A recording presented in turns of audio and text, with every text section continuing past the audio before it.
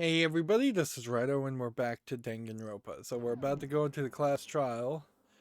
We unlocked somehow a new sound background song, and so we've been hearing a lot of that in the last recording. Um, Not a lot of truth bullets, and since we are almost exactly where I stopped watching Game Grumps cover the game, we are um, we are getting to a level here where I'll eventually either in this next episode or this episode start seeing new content, which is which is nice because frankly I probably would have had a slightly better experience going into a game like this blind. And that's true for almost any visual novel, even if there are branching or randomized elements. Uh, Going in blind is probably the best, which means then there needs to be a lot more video game critics that cover visual novels so that people know that they can trust someone's review in general, thumbs up or thumbs down for a game. For instance, if I told someone to play Clonade, I'm I've never played Clonade, but I've heard other people play Clonade and loved it, so I assume I would love it as much as I love any visual novel. So that's why that's one of the top tier visual novels on my wish list. Um, but yeah, oddly, there aren't that many people that review visual novels, at least not on YouTube or in any mainstream Western way. Let's get back to the game though. It's a slight spoiler to say that this trial ends weirdly.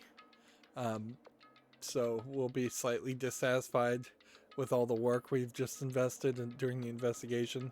We think Kyoko has been murdered by Mukura Ikusabi, the 16th student, the secret student who apparently hasn't been required to show up at any of the other class trials, or they were like participating remotely or voting remotely. Um, this student has shown up and potentially thrown a monkey wrench in everything we knew. So, whoa, Byakuya and Makoto showed up together. Where the heck have you two been? You just disappeared without a word. We were investigating, of course. How could you not figure that out by this point? What's funny here is we need to kind of talk to everybody because we have no idea if Aoi or Toko or Yashihiro actually managed to find any more pieces of evidence, although they tend to be the dumber characters. We are running into that problem where if Kyoko really is missing, dead now, we have to stick with Byakuya potentially for the rest of the game as the only intelligent character, or Makoto has to start stepping up his game because I have a hard time believing Yashihiro or Aoi is going to start becoming good at investigating. Makoto's ranked high enough for you guys to go off together? Just the two of you? What? Are you jealous? Or are you making some kind of creepy fantasy for yourself? What? Stop talking and brace yourself. He'll be here any second. Any second. He could show up at any time. We're talking about Monokuma. When I imagined what was about to happen, I immediately tensed up and prepared myself, but... We stood there for a full 5 minutes waiting for something weird to happen, and then 5 minutes became 10. Why? What's going on here? Why hasn't Monokuma shown up yet? Could it be? Maybe he died again. What should we do? Should we keep waiting here, or what? See, can't they just get on the elevator? Jesus. Did I scare you? Come on. I demand an explanation. Why did you waste my time and make me wait like that? What? I made you wait? You got it backwards. You're the ones making me wait. So what's interesting in this scenario is if they can push it 10 minutes, why not try and push it the whole time and just delay the class trials as much as possible? It's not like there is a specific rule that says you have to attend the class trial or you have to arrive in a timely manner or you have to even follow the instructions of Monokuma. They could have all just simply refused to show up at the class trial on day one and not participate.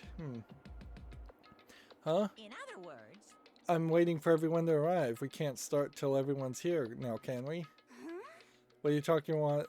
What are you talking about? Everyone is here. We've all been waiting for you. Pew, sorry, but you're wrong. I've been waiting 10 minutes now, so it's okay if I punish the one making us all wait, right? If we all agree it's a violation, I'll arrange a punishment right now. Which is funny. So Monokuma was definitely trying to potentially kill the person that made him wait, but it hadn't made a rule there. And we're still not sure that this is the Monokuma that we've been dealing with up until this point, or if there's somebody else now controlling him. If it's me you're waiting for, I'm here. Question mark, question mark. And that's that voice, so I have no idea who that is. When we heard that voice, we all spun around to look. hey, Kyoko, so she is alive, which means the dead body is not her, unless there are clones. I'm here and no rule's been broken. Kyoko. Kyoko, you're still alive. No, that's a ghost. Stop talking.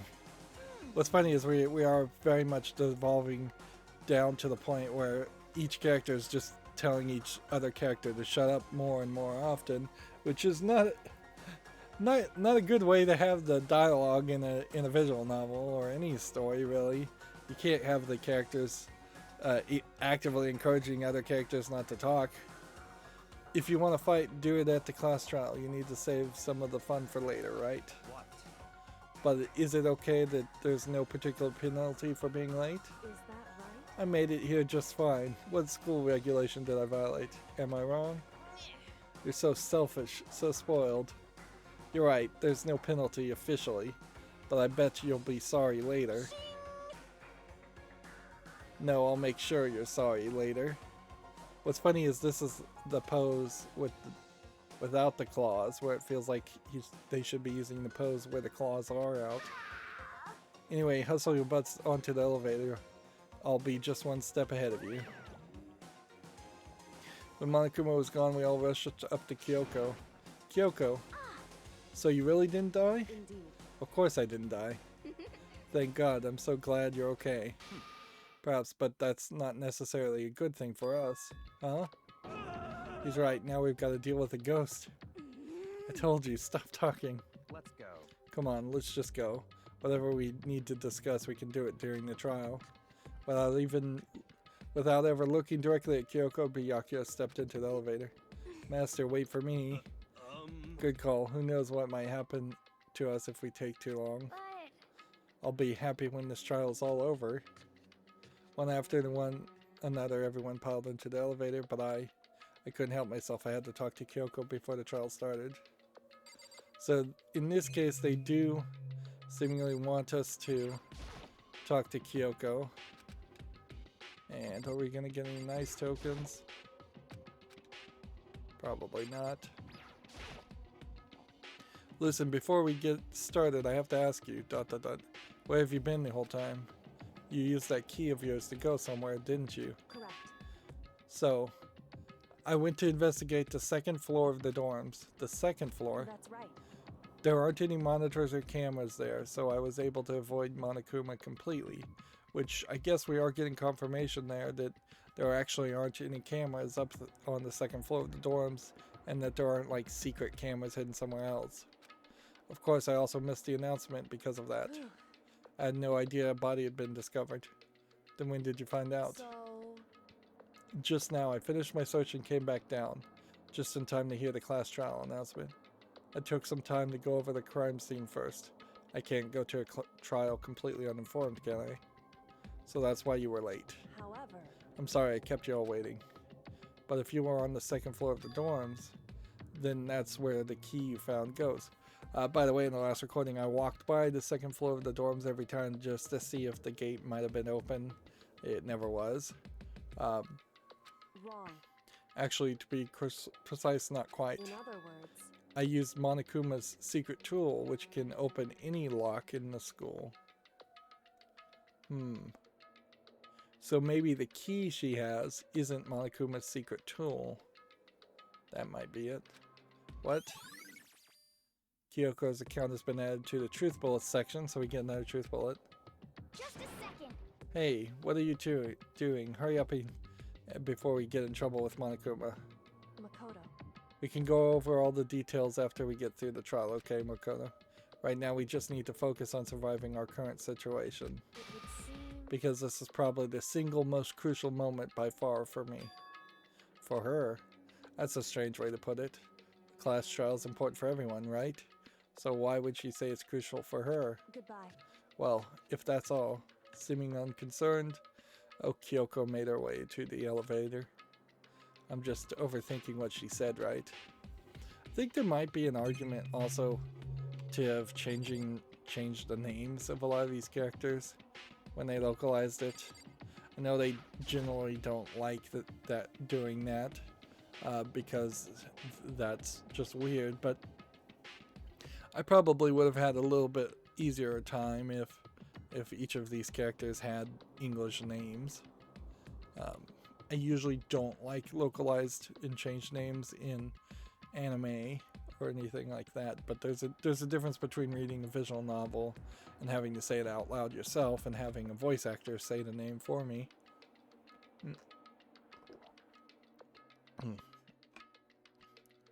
Let's see. Being the last one left, I stepped into the elevator. We're gonna get another scene of the elevator with very few people and the door slid shut.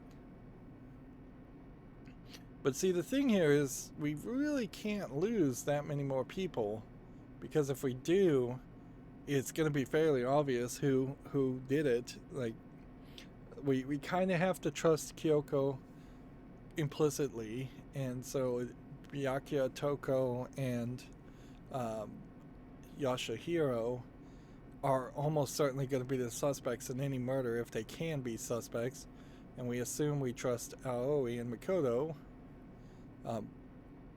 This really spells out the end of actually having any murder mysteries if we put any emotion to the relationships we've had. This time the clunking was loud enough to hurt my ears, and the dread began to consume me once again.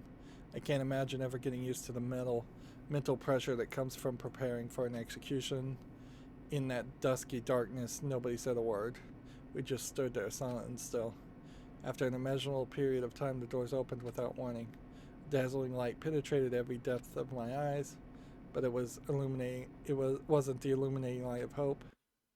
It's probably a redecorated trial room. It was the blinding light of despair.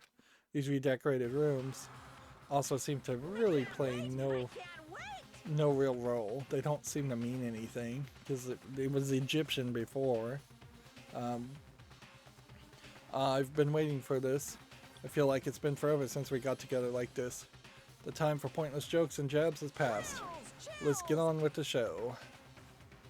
And so the curtain opened for the 5th time. A deadly judgment, a deadly deception, a deadly betrayal, a deadly riddle, a deadly defense, a deadly faith, a deadly class trial. I feel like some of these deadlies are important hints, but I'm not sure they all are.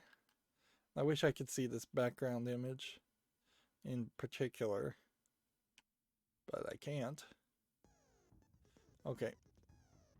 So is there anything in the handbook to really be interested in? We have 18 truth bullets, and report cards wouldn't really show us anything. And as far as regulations, we haven't had a new regulation added in a very, very long time. So we're still just kind of playing the game. As it were. So we have 2 skills. Increase the time limit for each phase, effective during the class trial. Costs 3 SP, so we can't enable that. Steady your aim, effective during non-stop debate and Hangman's Gambit. We probably don't need that.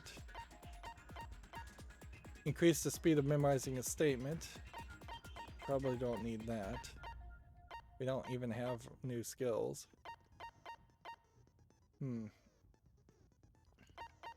So all I can really do is enable cool and composed. It's weird because if we do get a skill for each one of these, and these aren't just things that don't stack, where like cool and composed might be replaced with very composed, where it stays your aim a lot. I can't even imagine there being that many differences. Let's see. Steady your aiming or memorizing. I guess we'll do steady aiming. I hope that's right. Fish preparations. There's really not a lot we can do, really. Let's begin with a basic explanation of the class Getting the trial. tutorial So, again. Your votes will determine the results. So yeah, was the 16th student voting. We know now there is a 16th place.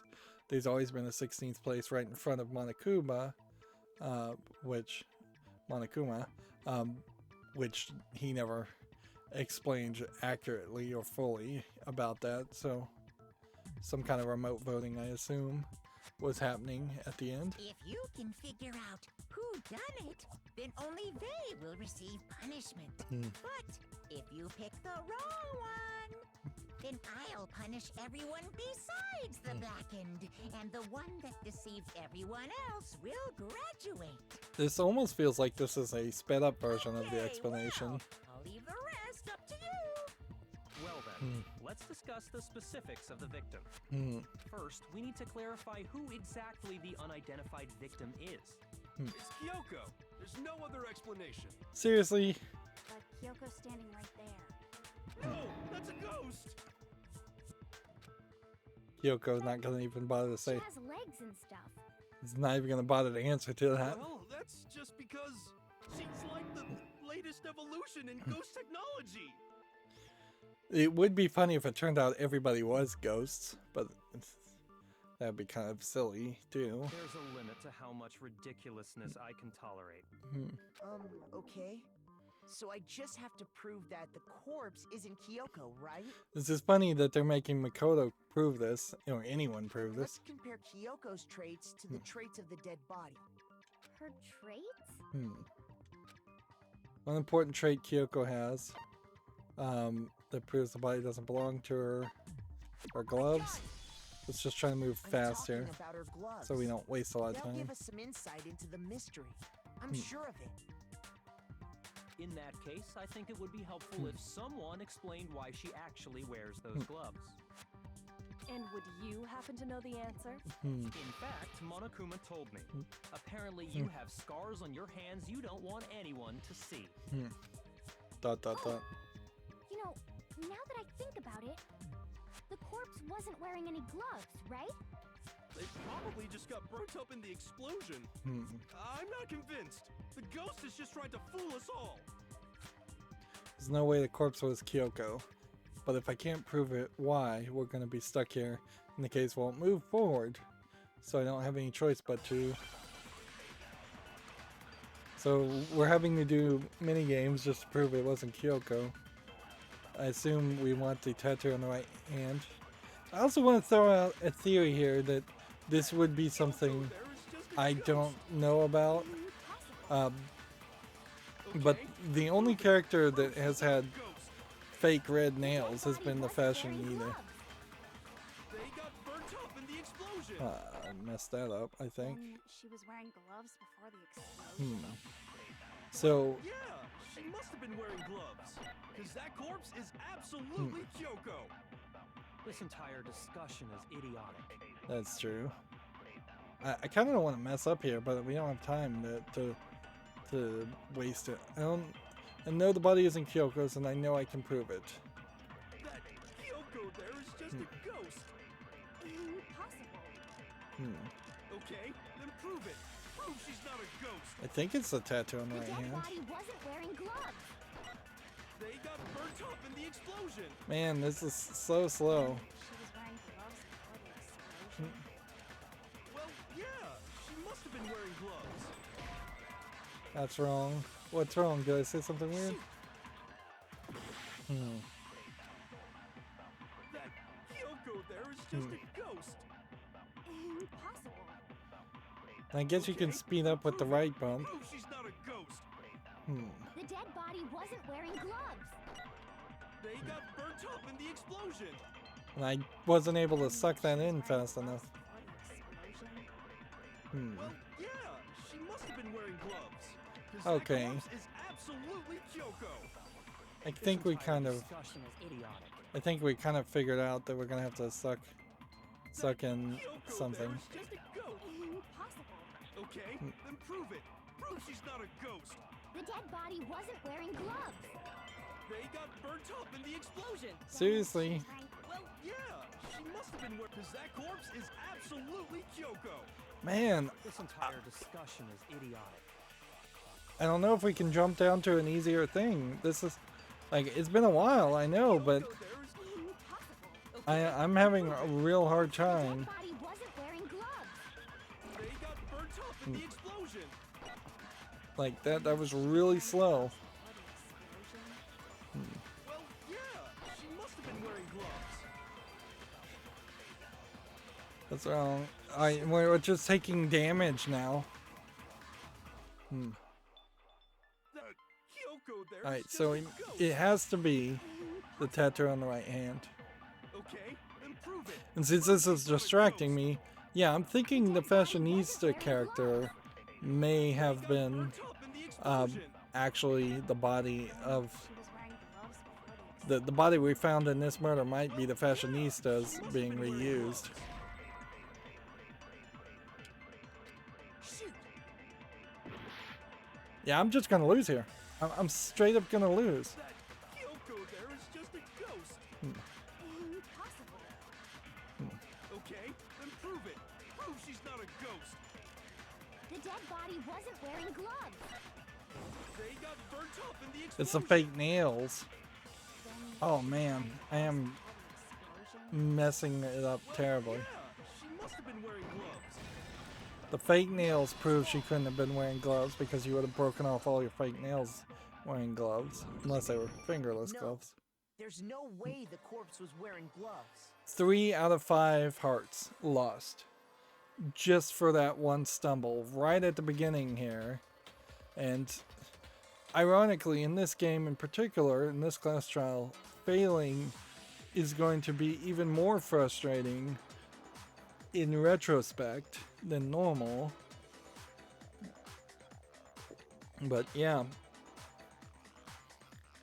Yeah, my little theory here is that this may be that nobody killed that person other than Monokuma when he spiked and stabbed the body of the fashionista. But if that is the case, then some of the other elements of this puzzle in this trial that get revealed later don't make sense either. So it's probably not that case, not the incident. That's probably not the case. It's just a coincidence that there are 2 characters with long fingernails, which isn't that weird.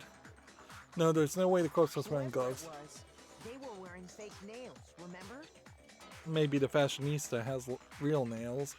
I imagine trying to wear gloves over nails like that would have been a pretty big pain. Although it is also weird that the ultimate warrior would be wearing fake nails. Besides, Kyoko wears gloves to hide her hands, right? It'd be pretty weird for someone who's self-conscious about their hands to wear fake nails, don't you think? I'm a little surprised that we're not going to see a point here where they make her take off her gloves. Kyoko take off her gloves. Jeez, man, you don't know women, huh? They're complicated like that. If anyone doesn't know women, it's you. And this is all voice, so I can just Well, Kyoko, not bother to read it out These loud. gloves were custom made to the size of my hands to make sure they don't interfere with my daily life. If I wore fake nails, the gloves wouldn't fit properly.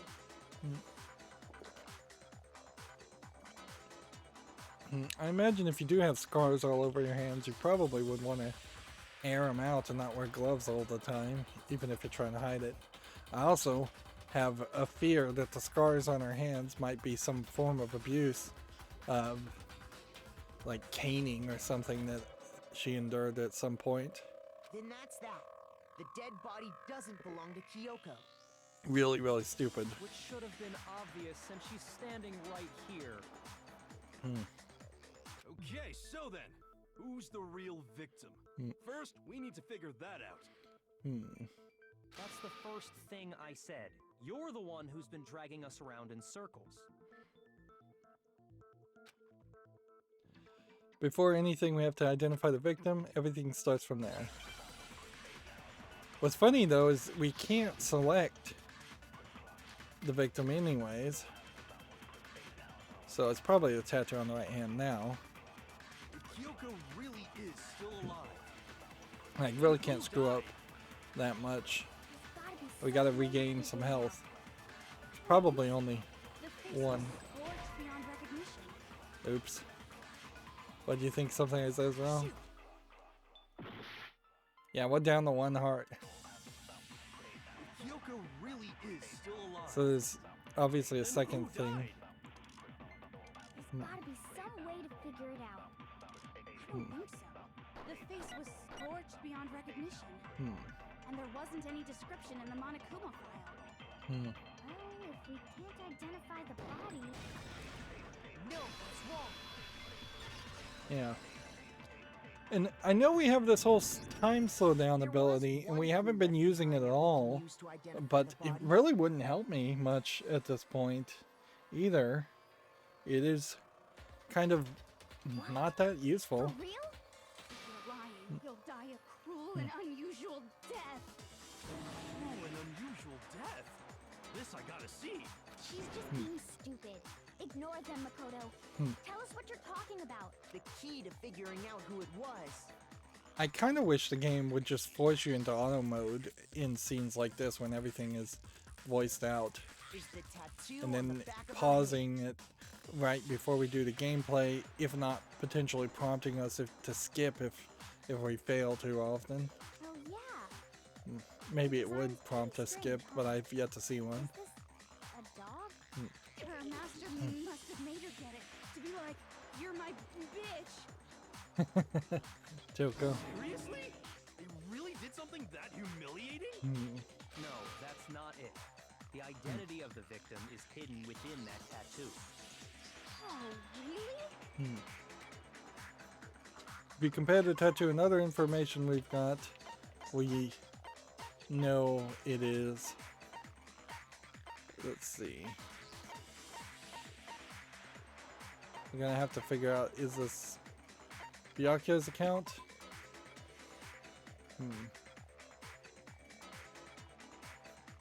No. Let's see. Monokuma's account? No. It's gotta be the profile, I guess.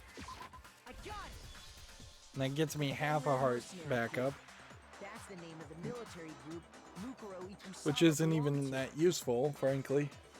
Okay, so To show that they're a member of the team, each soldier that joins the squad would get a tattoo representing Fenrir somewhere on their body. It's also worth mentioning that getting tattoos below the wrist is incredibly painful and illegal in the United States. Most of the people that do have tattoos below the wrist on knuckles and fingers and things like that are usually either tattooing through tattooing themselves or through some illegitimate business, or they're going outside the United States to get those tattoos. But yeah, it's definitely incredibly painful because there's a higher concentration of nerves on your hands. The image that represents fear is... Yeah, some of these mini games also stop being anything other than just ridiculous, like, early kid gameplay mechanics. Like, this feels like this Hangman's Gambit, for instance, feels like it should be for a 10-year-old. Not even like an edgy 12 or 14-year-old, where the game itself seems like it often tries to target an edgy 14, 15, 16-year-old.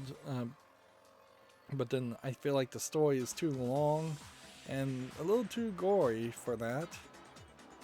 But maybe to the Japanese they don't care about that at all. Fenrir.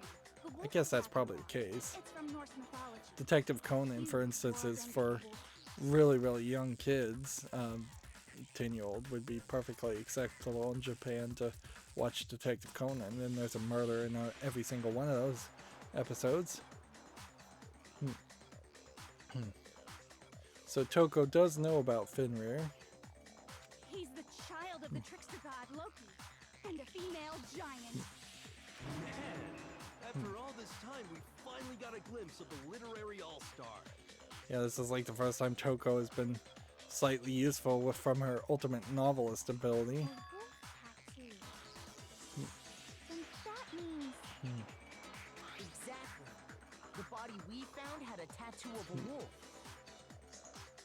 Which means that person must have once belonged to Fenrir. And maybe that person got rid of all of Fenrir. So it must have been Mukuro. What? hold on. Isn't she the one that was behind this whole thing? You sound surprised, but you're absolutely right. So Monokuma even confirms it. Yes, indeed. The trial this time is to solve the murder of Mukuro Ikusaba.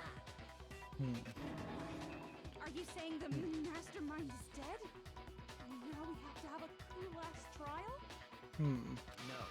It means we were wrong in thinking that Mukuro was the mastermind at all. Yeah, I kind of miss Celeste.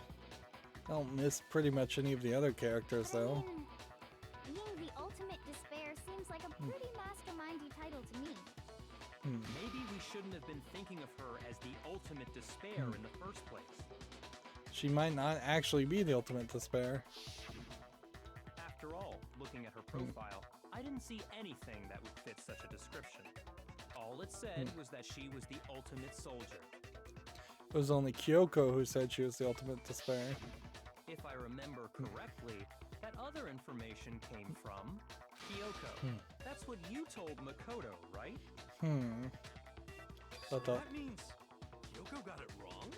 or she lied. And who was she? Who was Mukuro Ikusaba? Is Kyoko gonna start looking even fishier? We know she's been sneaking around, but we think she's been sneaking around to save everyone. She's been gone this whole time? And when she finally turns up, she gets killed. The problem here, in particular in this run, is that we've been hanging out with Kyoko more and more in the free time, so we feel kind of connected to her. But even if we had never hung out with her, there were definitely a lot of scenes where we were forced to grow an emotional connection to Kyoko. So this really feels like a case that maybe should have happened earlier, before a relationship started to develop between Makoto and Kyoko. Usually when there's a scene where an important character dies, it has a lot more detail. So you're saying she wasn't an important character? Which would mean she was the same as us. Just another participant. Then who's the real mastermind? That's a good question. Must have been the Hope's Peak Academy headmaster after all. No, the headmaster has nothing to do with it. And she still is sticking to that How thought. can we trust that? We already know your information about Mukuro was wrong. My information was not wrong. Interesting. How's our information not wrong? Okay. We're in the middle of a trial right now. Figuring out who killed Mukuro is first and foremost. Please limit all future prattle, chatter, and chit-chat as much as possible. Monokuma seems to not want him to discuss Fine. the headmaster. Uncovering the identity of the mastermind will have to wait. But remember this. No matter what happens, we will find out who you really are. I stake my family name on it. I have officially decided to completely ignore all such attempts at provocation. Monokuma is Now then, just so ignoring him. nobody's confused, let me state this one more time for the record. Monokuma is also controlling the flow of the class trial a lot more than he has in any of the previous times. And I'm, again, still not sure that this isn't a different person controlling Monokuma. The reason we're having a class trial is because a murder among the students has taken place.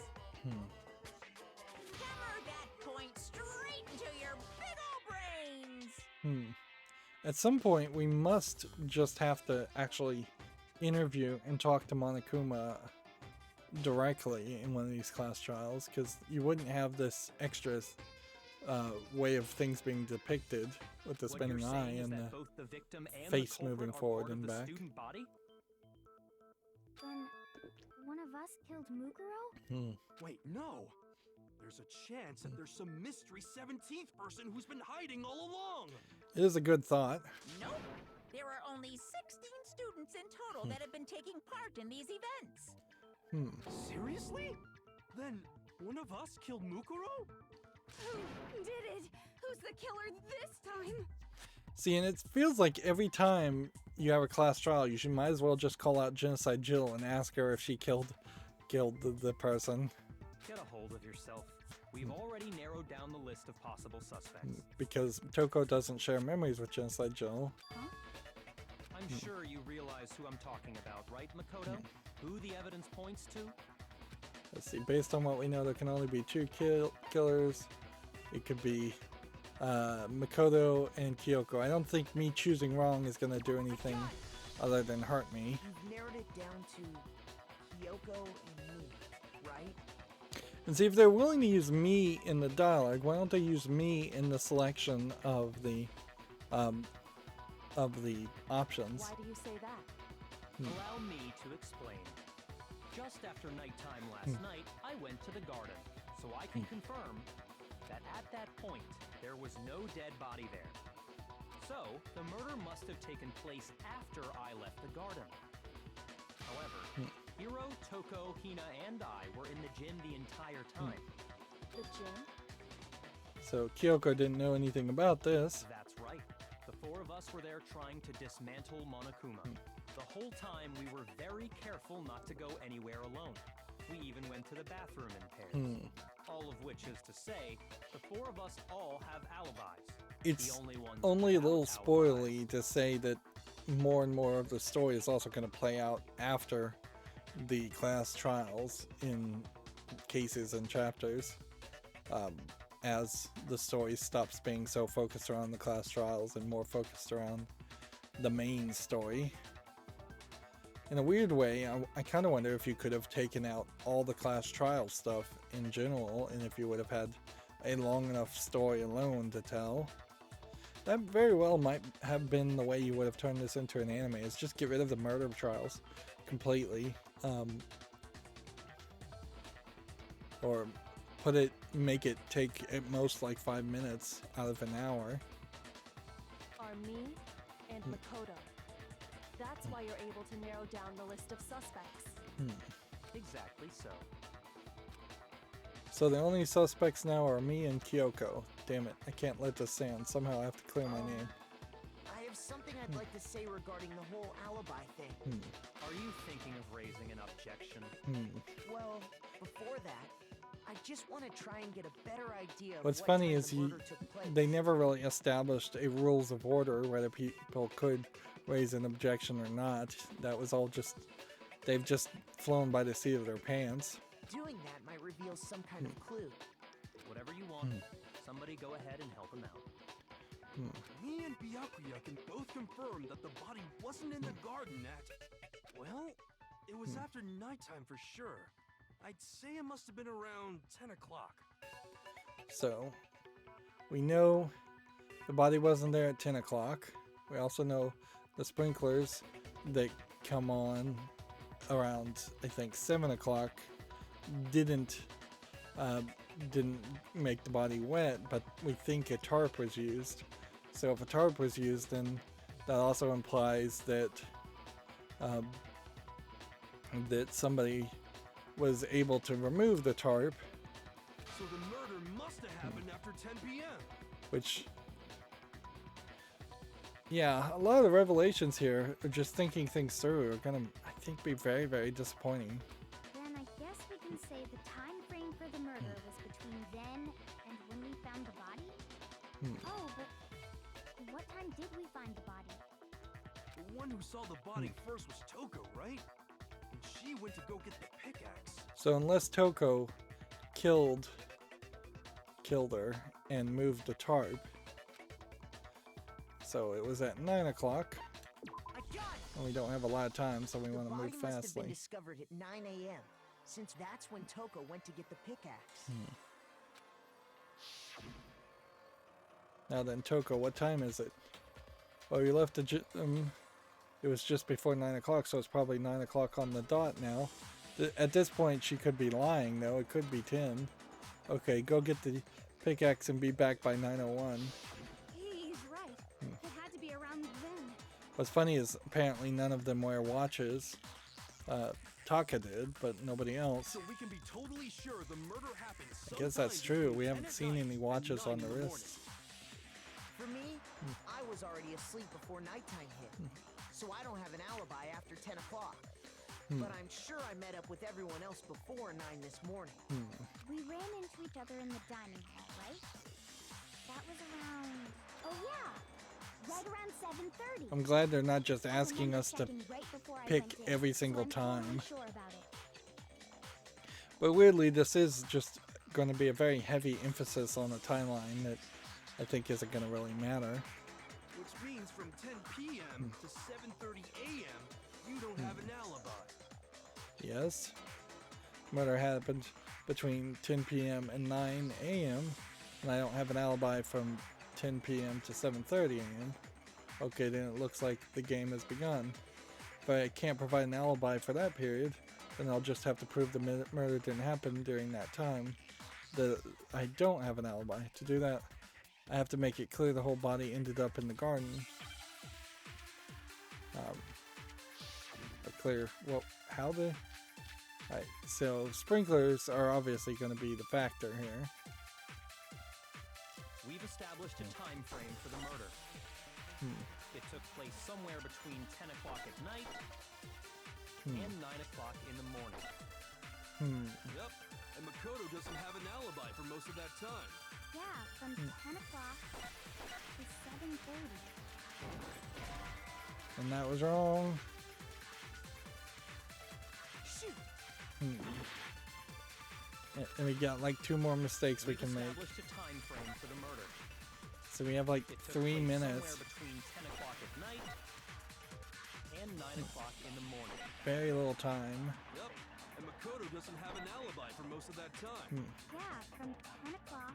Almost as if this is a gauntlet that That's we're more than doing. enough time to commit murder, I should think. So Makoto, if you have any objections, now would be the time. Like, that just doesn't seem like there's enough time. Something that happened in the garden every morning. Think back, the corpse was almost completely dry. We've established a time frame for the murder. It took place somewhere between 10 o'clock at night. I guess I was supposed to hit that. A lot of these options are very, very confusing and don't make any sense. Actually, the murder couldn't have happened anywhere near 10 o'clock. It had to Like, have taken place It's later. just badly designed. Which, at a certain level, you have to blame the producer, the director, whoever was in charge in the development of this case, this game, because they spent budget on animation and 3D effects and voice acting, and yet the main gameplay mechanic has basically no polish on it at all. It makes no sense, and I don't think it would make much more sense in Japanese than it does in English. They needed to probably dumb it down to a idiotic level, or think of a completely different gameplay mechanic, because the truth bullet concept just doesn't work. And I know Danganronpa, I believe, stands for truth bullets, but there had to have been a better way of implementing that. And what makes you say that? So if I were to play the sequel to this game at some distant point in the future, I'm gonna really cross my fingers to hope that the gameplay mechanics are vastly improved. Because of the sprinklers in the Otherwise, I may very quickly get a 100% save file and try to play a new game plus, assuming there are new game pluses in the sequel and in this game. The sprinklers are set to go off right at 7:30 every morning, right? So if the body had been in the garden before 7:30, then it should have been completely soaked. Oh, hold on. I remember this part perfectly. The body was wet. Dripping wet, in fact. So the body was wet at where they put out the fire, and they're just kind of hoping you forgot that, and you might be confused, I guess. But there's no way, really. There really hasn't been an hour since this scene happened. Sorry, Toko, but you're wrong. I'm wrong?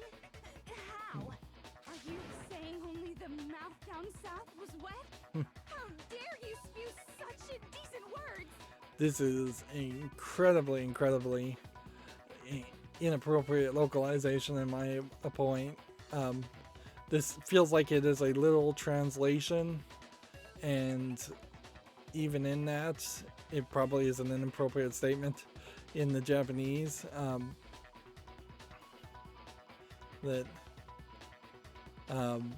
There's just, this is where localization I think would have been better to step in. I hate to be pro censorship, but the target audience here, the type of people that would play this game, if they were gonna have this level of like indecent jokes or puns happening, this probably is a Japanese pun that they've translated weirdly. If they were gonna do that, then there might as well just be nudity and sex scenes in the game too. No, I'm saying that the body was wet, but not because of the sprinklers.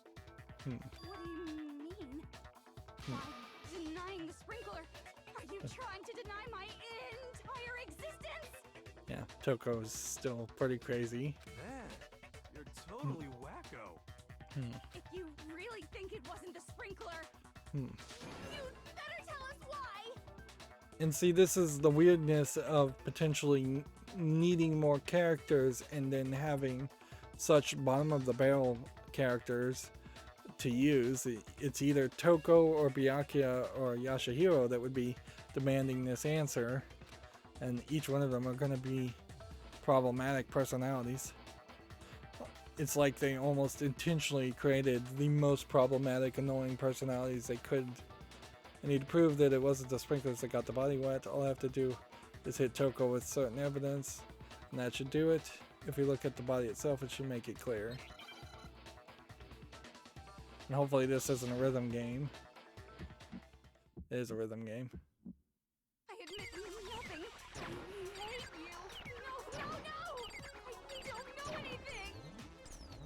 Hold on. Are you trying to blame me?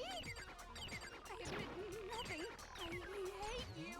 No, no, no! I don't know anything. Like, we weren't really accusing her.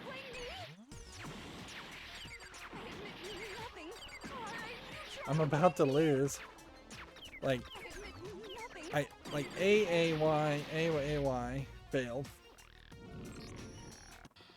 Nobody believes me. Nobody wants to hear what I have to say. Uh-oh. Have we come to the end of the debate? Well, then the class trial is officially adjourned. It's now time to reveal who the blackened is. Pew.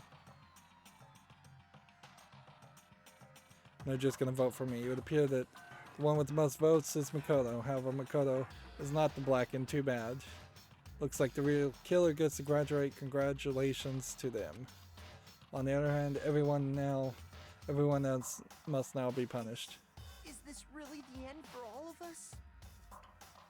See, and failing here is kind of very interesting because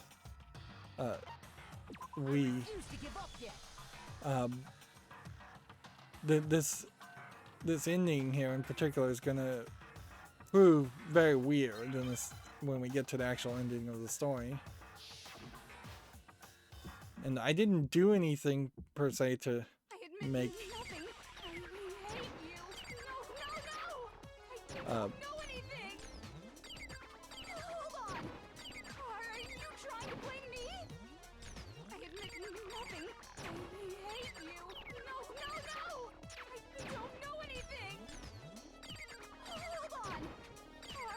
trying really hard. I admit nothing. Are you trying to blame me? I admit nothing. I hate you. No, no, no! I don't know anything.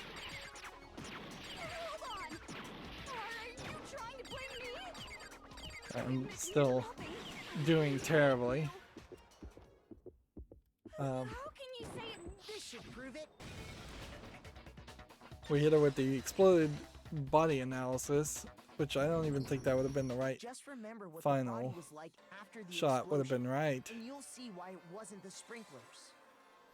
But you can kind of see how the rhythm game there, it really is just how much health you have if you do terribly. And I definitely should have set this game to easy. The top half of the body was wet, yes, but the bottom half was completely dry. If the sprinklers got the body wet, shouldn't the whole body have been wet? Well, there is a certain thought that the sprinklers may not be so poorly designed that they spray water on the walkway and they only actually spray water on the plants. But they do seem to be sprinklers from the ceiling, so almost feels like they would hit the walkway. No, they only got the top wet? The bottom was completely dry? What a brutal maniac! Yeah, it seems like they've gone on a very perverted side joke here. I'm so sick of her. And I agree with Aoi here. Let's just move on. The reason only the top half was wet was because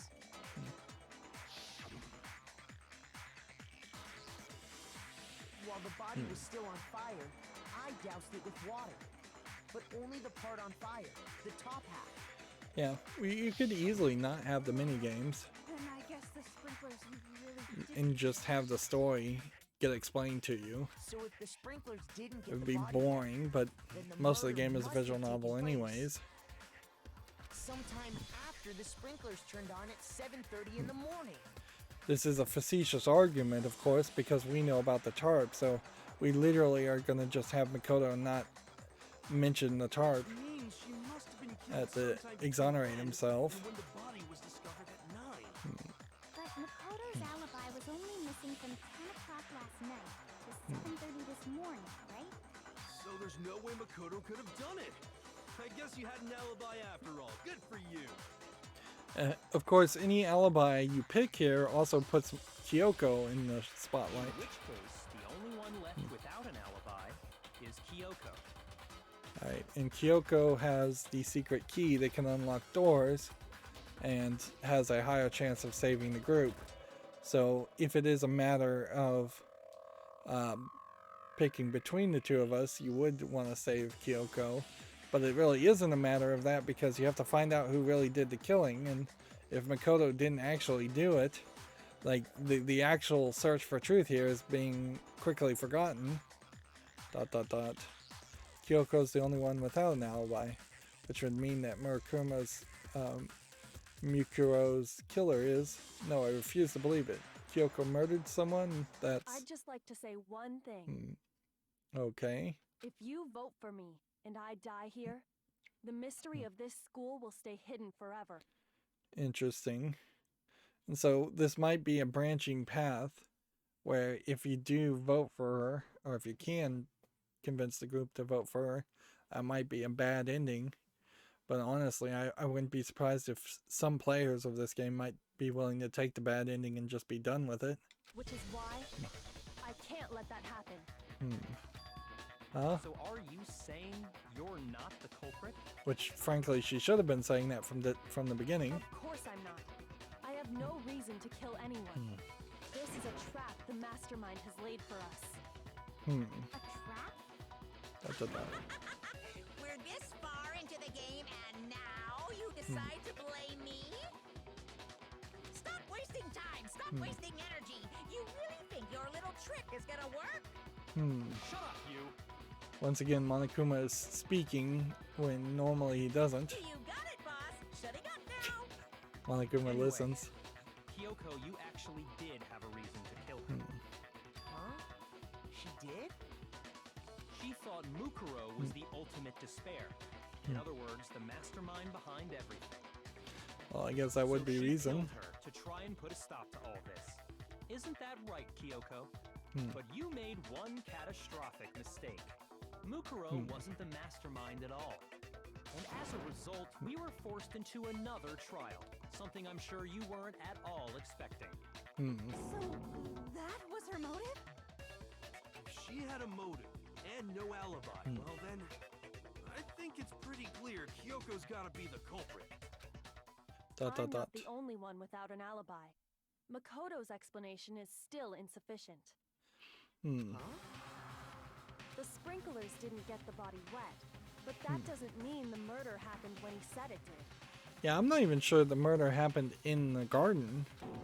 What are you? We didn't see any evidence of the body being moved, but I mean, it's still questionable how it happened all the way on the 5th floor. Because you see, there is a way the body could have avoided getting wet. Yeah, unfortunately, Kyoko also investigated the crime scene, Interesting. I'm listening. whereas none of the other people seem to have bothered to find the All tarp. it would take is covering the body with a certain something to keep it from getting wet. Certain something the scene that was used to cover. Well, that would be the tarp. And they're basically forcing me to incriminate myself. I got it. You're talking about the tarp, aren't you? You catch on quick. You're right. All you'd have to do is cover the body with the tarp, and that'd take care of the water. In fact, that's exactly what the killer did. The dirt pattern on the tarp can attest to that. Only one side of the tarp got dirty, because that's the side that got covered in water. The side that faced down over the body, meanwhile, kept perfectly clean. And apparently they couldn't take the tarp and hide it, or throw it away, or wash This it. proves that the killer used the tarp to keep the body from getting soaked. But why would they go to all that effort just to keep the body from getting wet? Yeah, my question specifically is, when did they take the tarp off? Most likely so they could cloud the issue of when the murder actually took place. Maybe also to protect the bomb? In other words, to create an excuse exactly like the one Makoto just gave us. See, it almost seems like there was an attempt here to kill everybody with the bomb, or kill somebody. ... Why would Kyoko say that? Why would she want to make me look like the killer? No, I can't think about that right now. That tarp. If we used the way if it was used the way Kyoko said, the tarp must have touched the body, right? But the body. Wait, something's not right. And what might that be? I can't worry about Kyoko's motivations. If I don't do something, everyone's gonna think I'm the killer. I have to refute what Kyoko said. So the body was covered in wet blood. The tarp didn't have any wet blood on it. Unless it... unless there is a case of... By covering the body with the tarp, the killer prevented it from getting wet. Wait, unless the tarp was only dirty on one side. specifically was not touching the blood because it was balanced on the knife. But the underside of the tarp, it was totally spotless, right? Yeah. It's because that side was protected from the water. Since it was facing down toward the body, of course it didn't get dirty. And let's hit that. No, it's wrong. The totally clean side should have had blood on it. Actually, one side being clean is pretty strange if you think about it. Because the blood wasn't dry before the body got blown up, right? Yakuya said it himself. Not to touch it, or you might get some on you.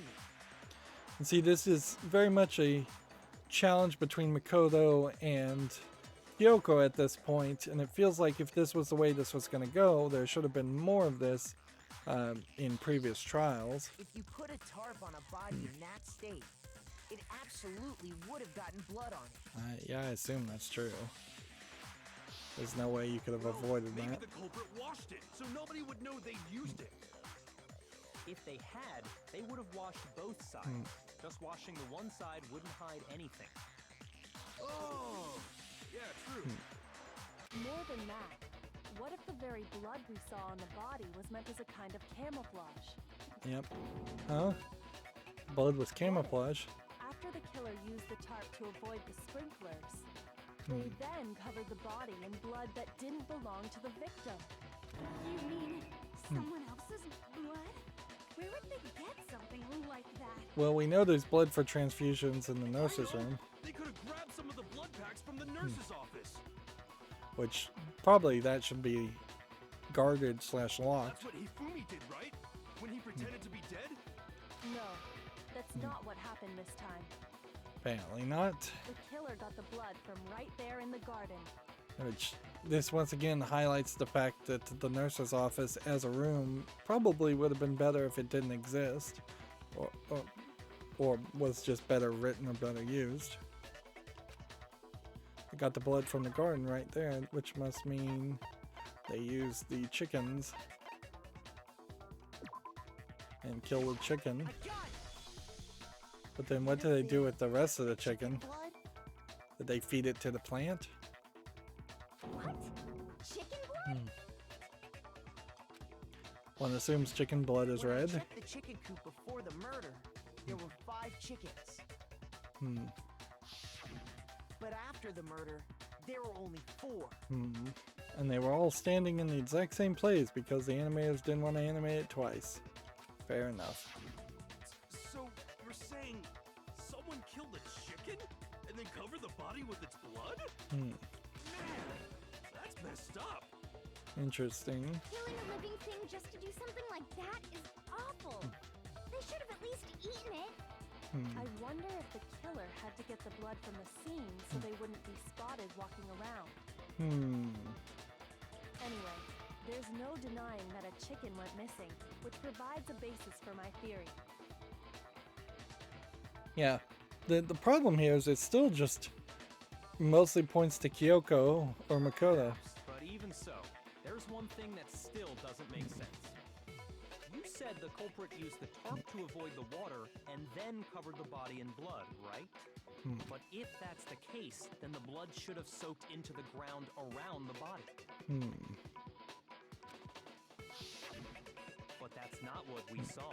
Only the victim's clothing had blood on it. The ground was completely clean.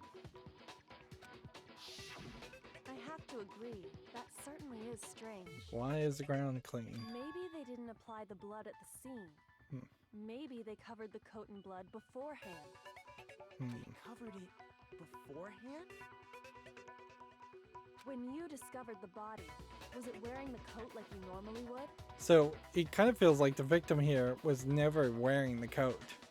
And so there is some mastermind that was wearing the mask and tried to kill Makoto in his sleep, and that was a different person. That's why the masked assailant, I said, should be kept separate from the masked victim, even though they look like they're the same people. I think so. No, Wait, just laying on top. the head was through the neck hole, but the arms weren't in the sleeves. Then that settles it. If anything, it's kind of a coat, sort of like Mondo's coat, except for in reverse. Sorry, I'm having a tough time keeping up. What settles what? Here's what happened. The murder took place before the sprinklers went off. Okay. But the body didn't get wet because the killer covered it with the tarp. Then, later, at the same time the killer was gathering up the tarp, they pulled the coat over the body. The coat they've already covered in blood. Okay. This series of cover-ups was meant to disguise the actual time the murder occurred. But it doesn't really eliminate any of the other characters' alibis. If anything, the 3 characters' alibis of Aoi, Toko, Yashio, and Byakuya, 4 characters' alibis, seem to be just there to balance out, in fairness, to the fact that they were all main suspects for Sakura's murder. They wanted us to think the murder happened sometime after the sprinklers had gone off, at 7:30. If that's actually what took place, it certainly becomes possible that the murder happened earlier. But to pull all that off, wouldn't they have had to go back to the garden after the sprinklers turned off? True. That actually wouldn't have been all that difficult. Huh? They already had the coat ready, So they just had to grab the tarp and pull the coat over the body. They'd be done in no time. Maybe, but still. Hina, after you met up with Makoto in the dining hall, did you two stay together from that point on? Oh, no. I headed off to the gym, and Makoto didn't show up till later. Then he had plenty of time to spare, wouldn't you say? So once again, she's pointing at me. That's not. Don't bother saying it's not possible. I must admit, Kyoko's reasoning is sound. Makoto's alibi is inadequate. Dot dot dot. Then the suspicion falls back onto me. But why? Why is Kyoko trying to entrap me? I don't understand. This guy's dead body now is being added to the truth bullet section of your handbook, which is weird to get a truth bullet in the middle of the game, and interesting that they're saying the narrator is telling us Well that. then, it looks like we're back to square one. Makoto's alibi is no good, so once again, our suspects are him and Kyoko. For serious, man? Which one of them did it? Hey, why don't we let luck decide? Let's flip a coin. 50-50 odds. Oh! See? Pretty good idea, right? No, not that. I just remembered something super serious. Well, don't just stand there. Out with it. You know that knife we found all black and burnt? One Yep. we found stuck in the body before it exploded, right? According to the Monokuma file, the knife went all the way through, from front to back. Well, obviously, I guess, yeah, from front to back would be the right description. So, what about it? I'm pretty sure I'd seen that knife somewhere before. There's definitely evidence against That's Makoto what I thought when I first building saw it. up. I just remembered. Listen, more important, now that we have the knife, what are we going to do with it? Yeah, we can't, like, Toko keep it, that's for sure. We don't know what she might do with it. What's funny here is they're having this conversation about this military, looks like close to a K-bar knife. But I could be really wrong about that, actually. But they're having the argument about the knife when in the kitchen just behind them, there's still 4 or 5 butcher knives on the wall, and nobody collected those after the first murder or even thought about them. Nor did anybody take away the scissors from Genocide Jill.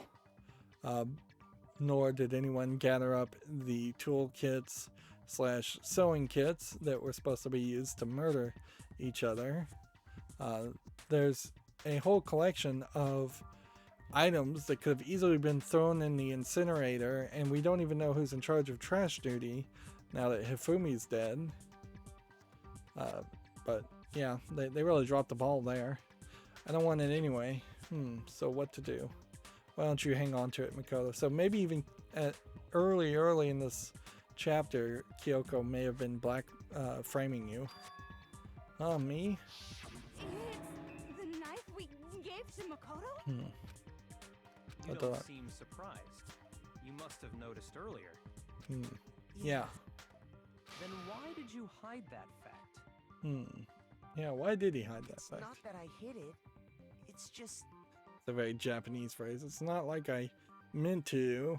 And it's just I was too shy to say anything. This is probably about the 5th or 6th time we've had this flashback.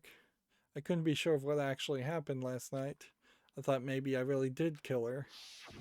Suspicious. Very suspicious indeed. The knife we found stuck in the body came from Makoto. Now I'm totally convinced he did it. 12,000% convinced. Okay. Considering everything up until now, I should be able to make it clear. I have to prove that I didn't murder anyone. I'm not the killer. Make your argument. This guy's dead body, explode body analysis, fragments near the dead body. The knife we found We have like lying in the dead 13 body. minutes now, It's the same one we gave to Makoto. It really and these is, isn't it? lines are getting bigger and bigger in the way. He did have that knife before, and that seals it. Makoto did it. Is there even going to be anything to shoot here? Once, that automatically makes me the killer? Well, getting stabbed is what killed her, right? So there's no question. You took that knife of yours and killed her with it. What a horrible man you are, Makoto. Yeah, you would have thought more of the scenes would have been like this. I've already established the coat was put on the body after the tarp was removed, which means the knife was thrust through the coat into the body. The knife we found lodged in Right, the so dead we've got to... is the same one we gave to Makoto. It really is. I don't know what really got me back up to 13 minutes, because I had like 3 minutes at the beginning, so That seals it. Makoto did it. I don't understand the Just because I had the times, knife once, particularly. that automatically makes me the killer? Well, getting stabbed is what killed her, right? Shoot! So that wasn't right. The knife we found lodged in the dead body. It's the same one we gave to Makoto. Is this something I'm supposed to absorb here? I was afraid of it. If he did have that knife before, that seals it. Makoto did it. Just because I had the knife once, that automatically makes me the killer? Well, getting stabbed is what. So yeah, once again, it's just very, very confusing as to what the thing is you're supposed to use. Wait, hold on. The The multiple stab wound bullets isn't what killed Mukuro. probably shouldn't exist. That would have simplified this fairly easily. That should be clear from the description of the cover-up we just heard. Lies! We never talked about what killed her. No, don't you remember? The killer covered the dead body with the tarp and then put the bloody coat on it. In other words, the victim never Just wore have the to bloodstained coat until after Press they were A. dead. We could go in auto mode. Fine. So what? So, when we discovered the body, the knife had been thrust through the coat along with the body. Meaning, I'm still wondering if maybe there was a stab wound in the she was back already of dead the at that coat point. when somebody else was wearing the coat. I mean, that could be a possibility. I guess we're proving in this instance it isn't. Obviously, the stab wound isn't what killed her. It probably would have been helpful if the Monokuma file said there was fibers in the stab wound in her chest or stomach, proving that the coat was stabbed, was intact before it was stabbed into her. Maybe you stabbed her twice. Once to kill her and once to cover it up. Fair option. Victim was stabbed twice in the same spot? No, there's no way that's possible. The exact condition of the body was written down for everyone to see. I assume that is in the Monokuma file.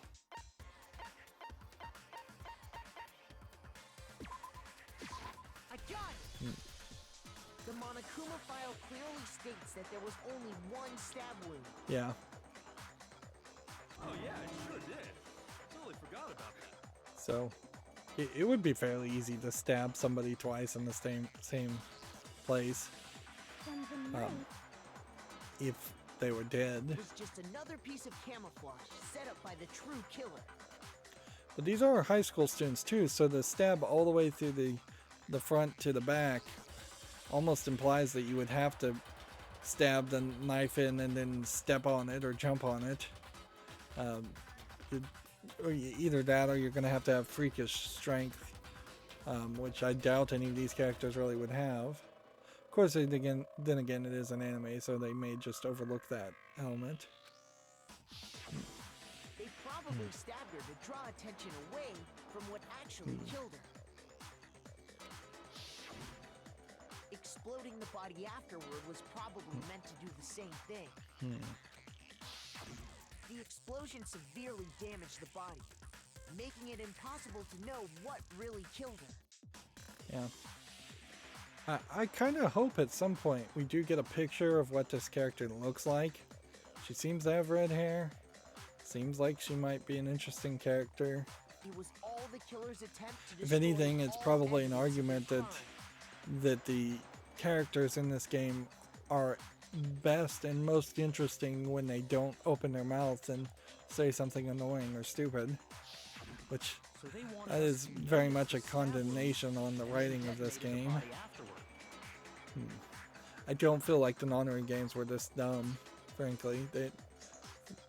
They were kind of more high-minded and more realistic.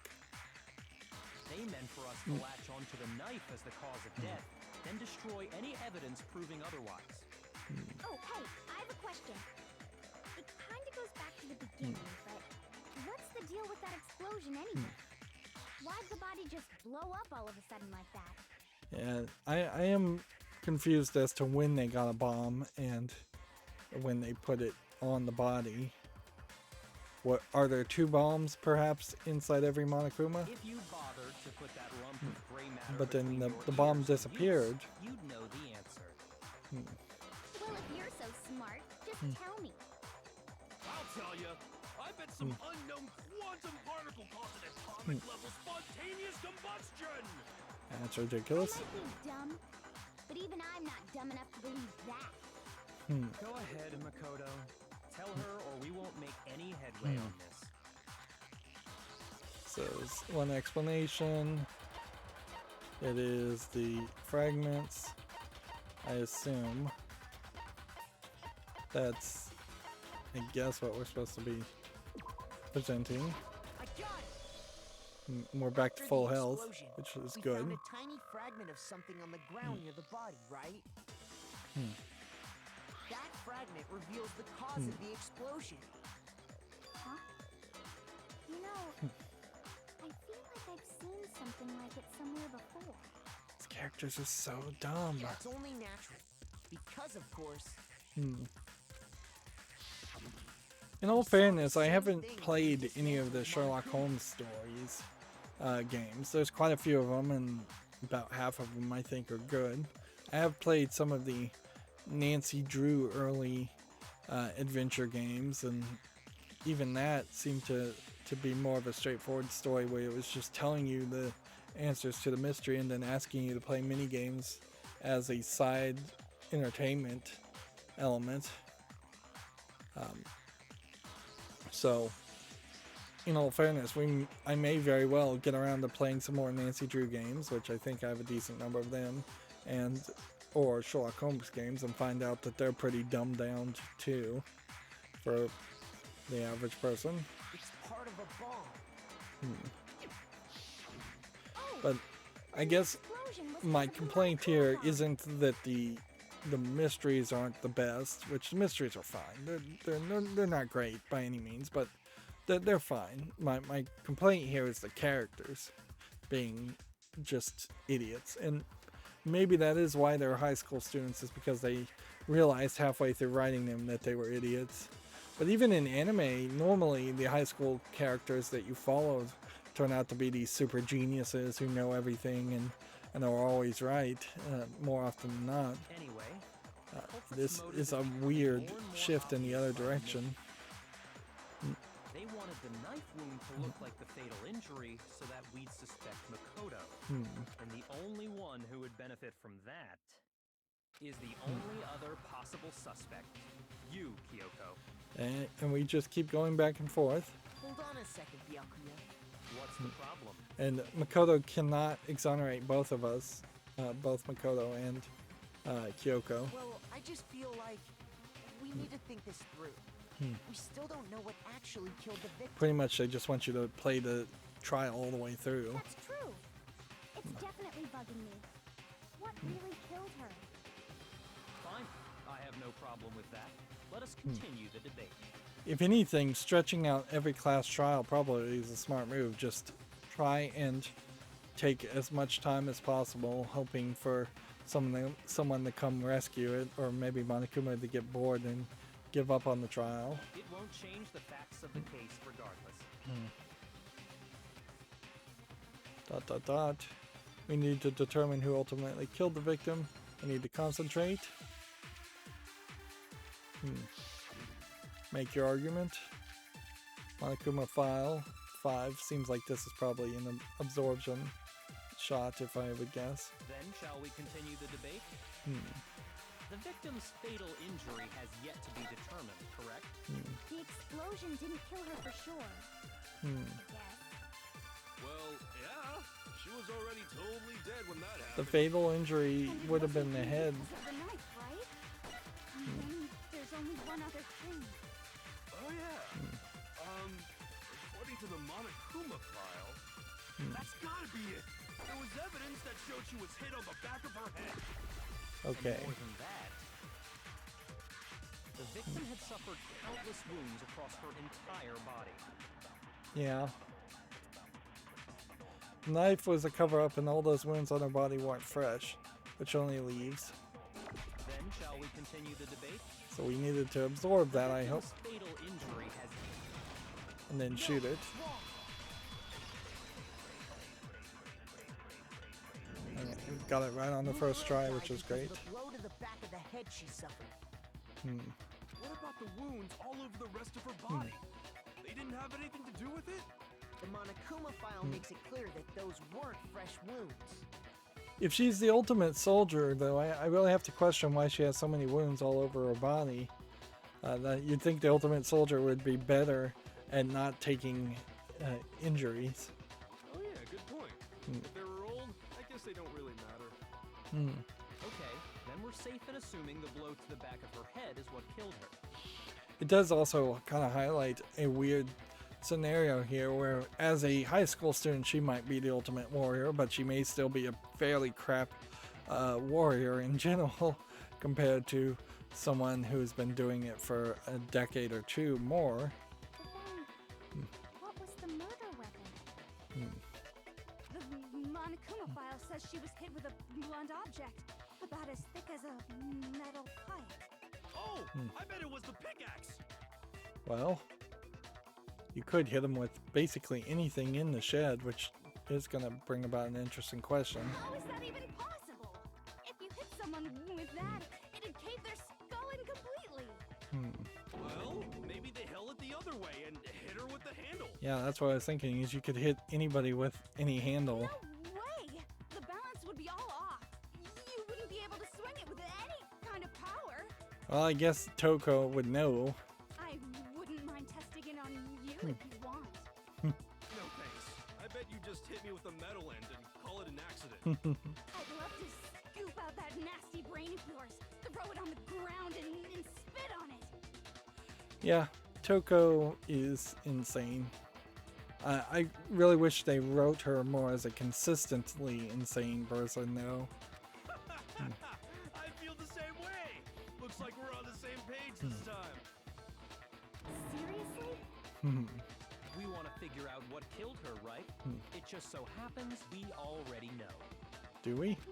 We already know? I knew we could count on you, Master.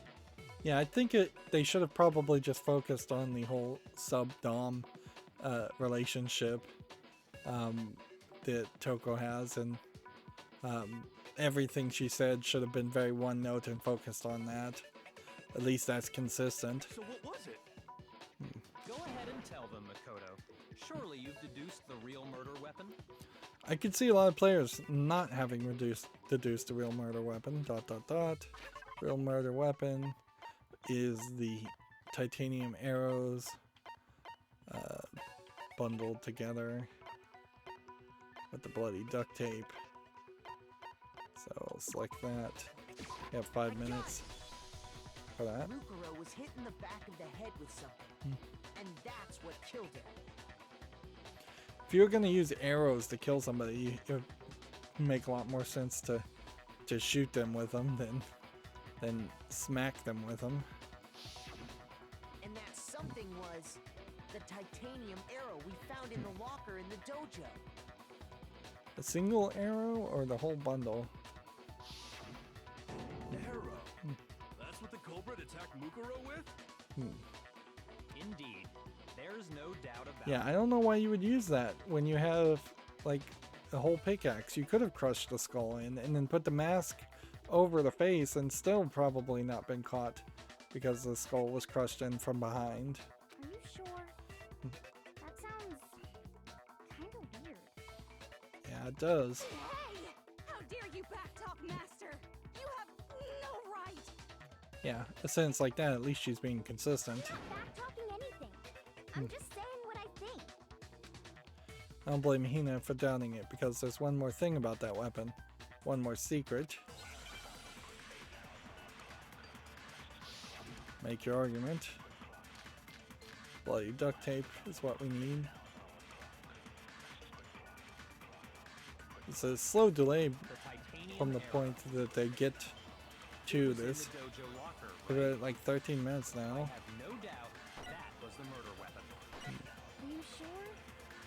You don't sound And if convinced. there weren't these little red lines of things to get extra time from, this whole thing would be super slow and boring. Thick as a metal pipe, right? It seems like an arrow would just be too thin. So too thin, very small target there, and it was getting smaller and smaller. You're right. Just the one arrow would have been too weak. That's why the killer used another weapon. Another weapon?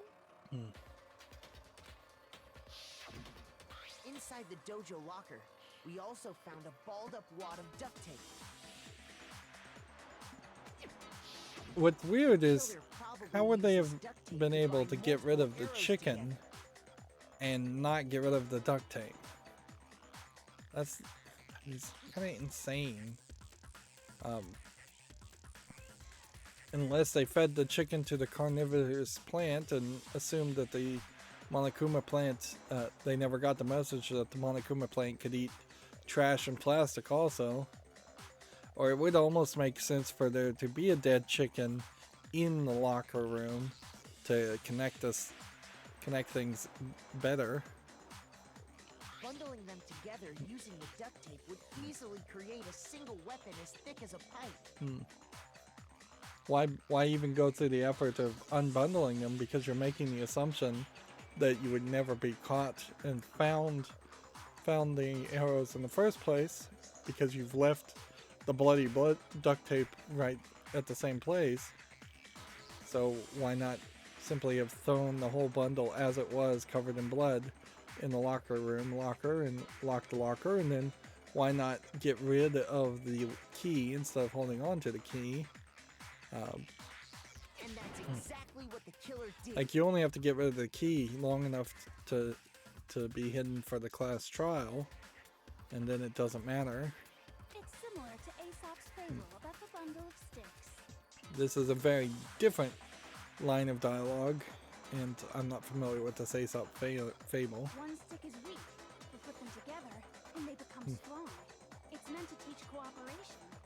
And see, if that was who Toko was the whole time, that she was just a nice little point for reference of novels and things like that, that would have been fine too. And then they could have had just Genocide Jill be the crazy one throughout the rest of the game, and we could have barely ever seen Toko. Damn, that's harsh. How is it harsh? Are you even listening? Yeah, you just have like a completely different personality, though. Like, Toko has 3 personalities. Anyway, that explains the murder weapon. And Pyakuya is somehow managing to be the least annoying character in this trial. As for who the culprit is that stashed the weapon in the dojo locker, it was you, Kyoko. How? I've never been to the dojo. We saw her in the Oh dojo. no, you absolutely have. How can you say that with such confidence? Because we have proof, of course. Don't we, Makoto? We did see her in the dojo, so we know she's been there. Oh, Dot dot dot. What's the matter? Now the music goes quiet. Surely you don't intend to protect a murderer. You know what will happen if you do, don't you? If you cover for the culprit, there's only one thing that can lead to.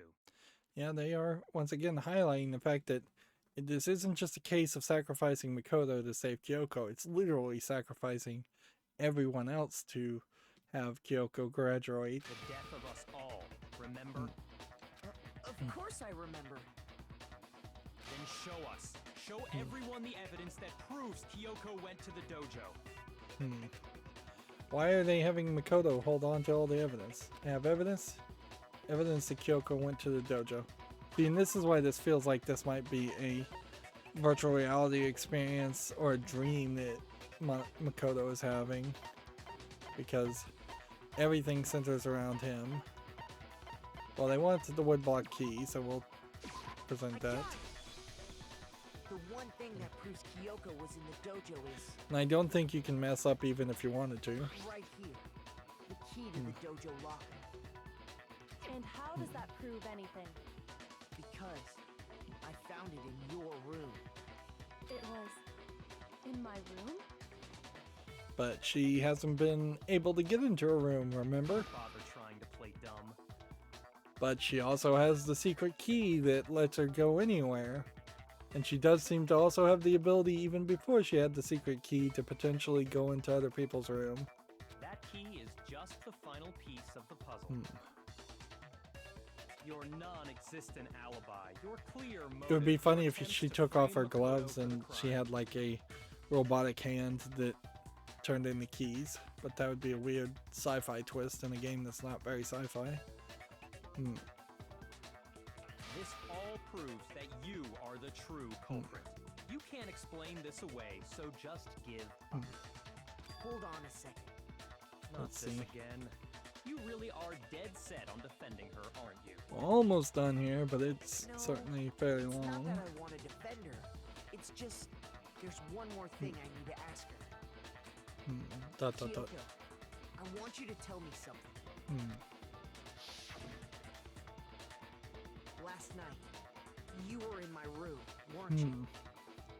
So he's just going to ask her directly, which he should have probably done this a while ago. Why? What were you doing there? That's what I need to know. Dot, dot, dot. I was just protecting you. Interesting. But does that mean she protected Makoto by killing the other student? What? She was protecting me. Then does that mean she knew I was being attacked? And she came to my rescue? Could that be when? Which would mean Kyoko, she killed someone for me? Which that's a big twist. This definitely is the opposite of, let's look up her name just so we can remind ourselves here. Sayaka, here we are. Like, kind of the exact opposite of what Sayaka did. Where Sayaka tried to use you and frame you, and while she may have been slightly sweet on you, she was clearly going through with the plans of killing Leon, and she failed miserably, so Leon killed her. Whereas now it seems like Kyoko, who is right next to her, is acting kind of as the exact opposite character. Actually, if you even jump between the way these two characters look, they do seem to share fairly similar facial features and hairstyles and designs, whereas some of the other characters have different features, and Toko's not even looking forward to, so that's very different, and Sakura is way different, and Celeste and Kyoko and Sayaka's face, they seem to like to go for the very pointy chin design.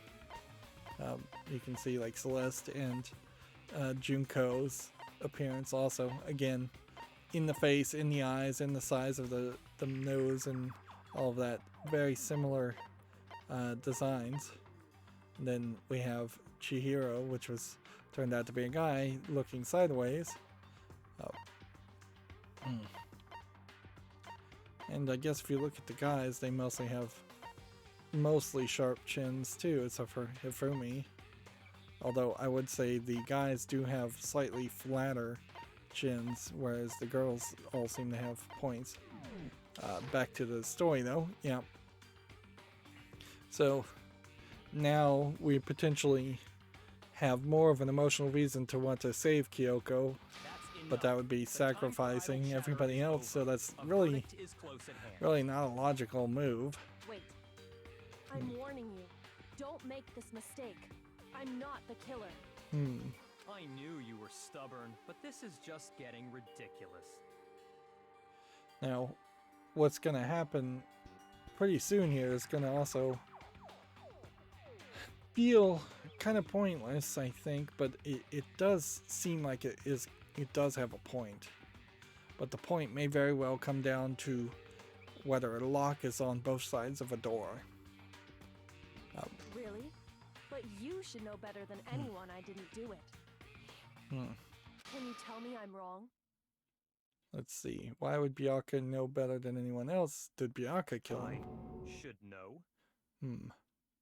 Oh no, he should know because he has the key to the door. What? Byakuya should know better than anyone? What does that mean?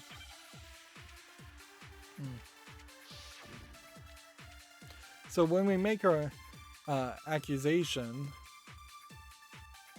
since she's twice said it was the mastermind, can we just accuse the mastermind? Exactly what I said. I'm not the killer. You should understand that more than anyone here. Man, that is really, What are you hiding? really is Master would slow. never hide something from me. Really, really slow absorption. You aren't the culprit. Is that what you're saying? You stated a theory earlier. You said I hid the evidence of my crime in the dojo locker, and then left the locker key in my own room, correct? But could I really have done that? Wait, Kyoko gave her room key to Byakuya, right? Which would mean... Those words you just spoke. What do you mean? So I guess we're supposed to use the locker key I'm not the on killer. proof. You should understand that more than anyone here. Byakuya, what are you hiding? Master would never hide something from me. This game has too much frustration in it, frankly. I don't feel like If I'm right, they're creating Kyoko wouldn't have an been experience able of to get into her room. frustration that feels just and right for this game. Instead, the gameplay mechanics just seem to create frustration for no real reason and repeat themselves. And generally, in a visual novel, I wouldn't want to see anybody repeating themselves ever. Where I get the idea that these classroom trials are supposed to be stressful and frustrating, but it just feels like apples and oranges. If I'm right, Kyoko would have been able, wouldn't have been able to get into her room. Why not? Why not? Because she had given her room key to Byakuya. I see. And So Byakuya that's what you meant. is highlighted in yellow, which if that changes at some point, that'd be weird. If I had the key to your room, Then obviously I had no way of getting in. Yep, and we found the key on the table, not slid under the door. If it had been slid under the door, she could have slid it under her own door, because we've seen that at least paper notes go under the doors. Without my room key, I couldn't have possibly put the locker key in there myself. Am I wrong? Yeah, of course there is a scenario here where Kyoko and Makoto are working together. would appear not. Then you're finally starting to understand. No, that's not actually true. There was a clear contradiction in what Kyoko just told us. An obvious lie. But this just isn't like her. To try and save herself with such a desperate lie. ... Does she really feel that threatened? Because she's the killer? Or is it something else? Was there deeper meaning hidden in what Kyoko said earlier? They're flashing back through it. If you vote for me and I die here, the mystery of the school will stay hidden forever. Which is why I can't let that happen. This is a trap the mastermind has laid for us. The mastermind's trap. The mastermind is trying to trap Kyoko, but what if that's not really true? What can I do? Here we've got the spinning animation on the character again. They use this infrequently, which is probably good because this probably also could induce motion sickness. What should I do? Feels like there should be music playing with the spin animation. What should I do? The mastermind's trap. The victim was Mukuro, and Kyoko killed her, question mark. What does Kyoko really know? What am I supposed to do? Kyoko's lie. I'm the only one who knows it's a lie. I'm the only one who can expose it. But who can I trust? What am I supposed to do? The mastermind's trap. If you spend all your time trying to avoid danger, you never move forward. We know the danger, but if that risk means solving the mystery, we have no choice. Am I wrong? What do I do? I have to decide right here and right now. So, I can either run away, or let it go, or pursue the lie. Let's try running away. Sure, why not? No, running away isn't going to solve anything. I have to decide right here what to do. Alright, fine. So, you have this opportunity, and you can't bring up a save file. So, I saw Game Grumps let it go. I feel like pursuing the lie is probably the mistake. And they probably would just tell me it's a mistake, so I'm just going to let it go too. I've made my decision. So, yeah. This is the point where it's very unsatisfactory because they are basically saying this case didn't matter at all. Even if Kyoko did do the murder, which seems like Makoto believes she did. It doesn't matter because Makoto's just going to keep silent and potentially let everybody else get killed. Which that definitely puts you in a different act and a different kind of story than what's been told up until this point. I have to believe in Kyoko. There's no way she would kill someone. This is very emotional. There has to be some secret here, something that has to do with the mastermind's trap that Kyoko mentioned. Does no one have a rebuttal? Have you decided to accept her assertion as fact? Dot dot dot. So you still refuse to accept it. So everybody's just gonna vote on I Makoto. suppose we have to admit that Kyoko didn't put the locker key in her room. That it was someone else. But who else could it have been? I mean, Byakuya had a room key, right? You! What are you trying to imply? They haven't even considered that it was But of Byakuya. course I have an alibi. From nighttime on, I was with you guys the entire time. I couldn't possibly have killed anyone or put the key in Kyoko's room. So it basically feels like Monokuma did it, but then if Monokuma did it, there's questions, lots and lots of questions as to why could Monokuma not disappear into the ground and reappear somewhere else like he does everywhere else? Why would Monokuma specifically need to have made a murder weapon other than to hide the fact that Monokuma killed somebody? It might be that the mastermind outside of Monokuma killed someone, and that might make some more sense. But yeah, then if you had played this entire case a second time, assuming that Monokuma did it, I think you're going to see some glaring inconsistencies and contradictions, which only gets highlighted when the mini games literally tell you to look for contradictions. Well, someone had to put the key in there.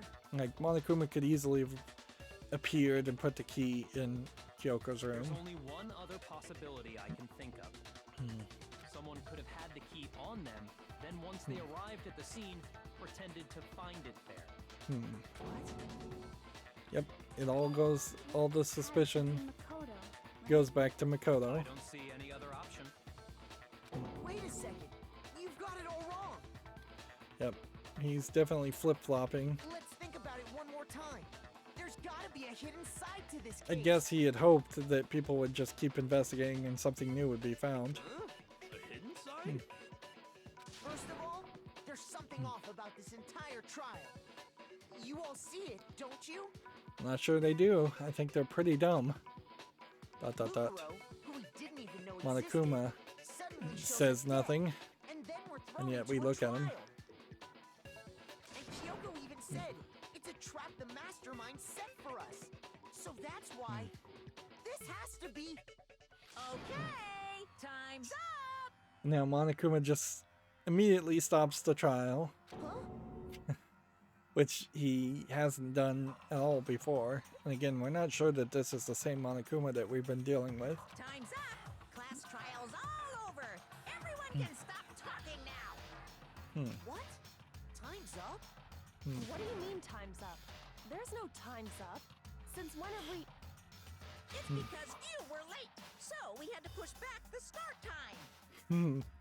So now he's blaming Kyoko. So then, it's time for voting time, okay? Everyone, please vote using the lever in front of you. So we don't even get to make a final, like, explanation of what happened. Voting time? Interesting. Which we did in every other chapter. And everything's spinning again. B, B, A, C, A. Giving me an A in total. I'm surprised I'm still getting A's, even. Now probably give me about 75 Monokuma tokens. 69. Yeah, but I think we probably don't even need any more than that to get all the presents. Over the course of the rest of the game, at least. Who will be chosen as the blackened? Will you make the right choice or the dreadfully wrong And I guess this one? case really has been fairly short since it's only taken an hour and 46 minutes. Hey, hold on. What's it gonna be? What's it gonna be? You don't even get to make an accusation, which I thought we were going to get to spin around and accuse Monokuma. Instead, they vote Makoto.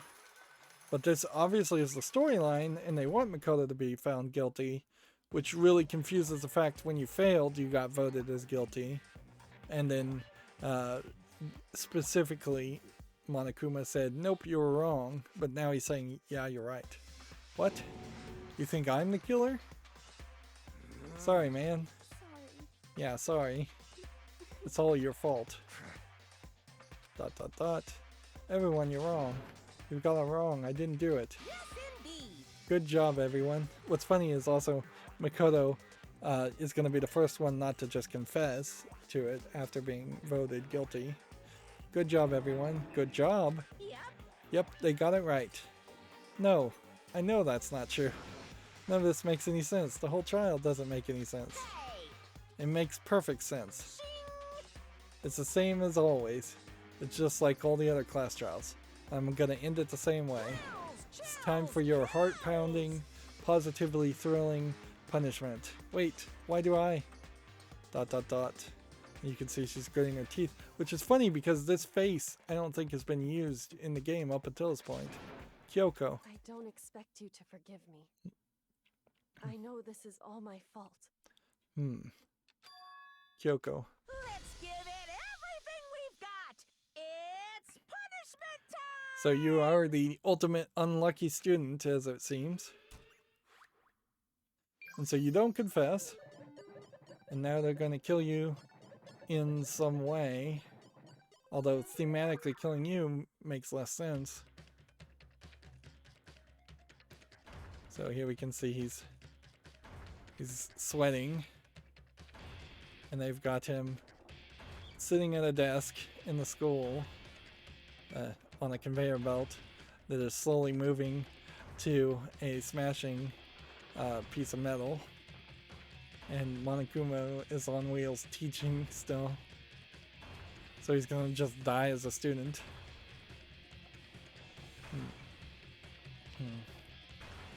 There's gargoyles on either side, which we haven't seen gargoyles up until this point. So it's called after school lesson. Basically detention. And so he's just stuck at the desk. I guess maybe he can't get out from the chair doesn't move and he's trapped there. And he's hyperventilating. Oh, you know what it is? That's a sex ed class and he's blushing. So his ultimate punishment and nightmare is sex ed then being crushed. And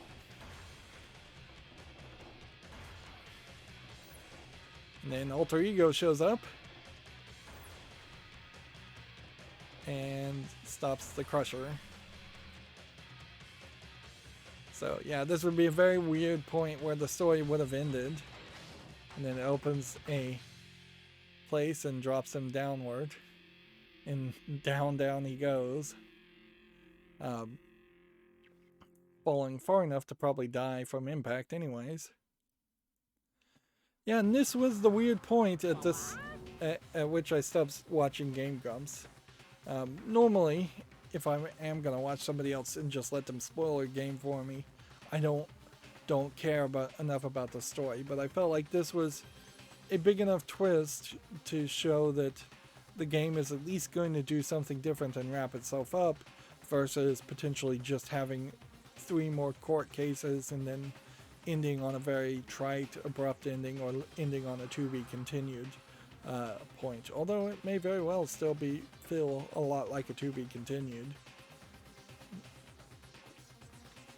But yeah, we are maybe 5 minutes of content after this that I've seen, and then everything's new at that point, and we'll see how smart I am when I haven't seen someone else play the game. What's this? What's going on? So Alter Ego must have been able to hack into the mainframe, even though Monokuma destroyed the laptop that one copy of Alter Ego must have been on. What's this? What's going on? Hey, was that? Yeah, it had to be. This is Alter Ego. So at this point, does this also imply that Alter Ego can save anybody who Monokuma tries to kill, and thus the whole punishment idea is out the window? Alter Ego? Is this some stupid virus from that stupid guy? He must have planted it when he invaded my network. Damn it to hell, I don't believe this. It would seem... It seems you finally made a miscalculation. No, you miscalculated from the very beginning. What was that? In other words... What I'm saying is, you shouldn't have underestimated us. Why are you talking like you already won? I barely felt a thing. It was a pinch, an itch. The stupid virus is gone now, got it? And so is Makoto. So, we're still not sure if Monokuma is a robot being controlled by somebody or an AI. Maybe I didn't get to smash him flat, but you're never going to see him again. To waste away in a garbage-strewn pit. In a way that's even a better special punishment. ... Pew pew pew. But it's still not enough. I'm still not satisfied. I'm still gonna bring despair to the rest of you. Bring despair to the entire world. Pew pew pew pew. Pew pew pew. ... Is he gone? Hey Kyoko, what's the meaning of all of this? Just what the hell is going on? Calm down. It's okay. We're not the ones being trapped this time. Huh? In other words... Now it's the master's mind that's ensnared. What did you say? What are you talking about? So... You'll understand soon enough. Very soon indeed.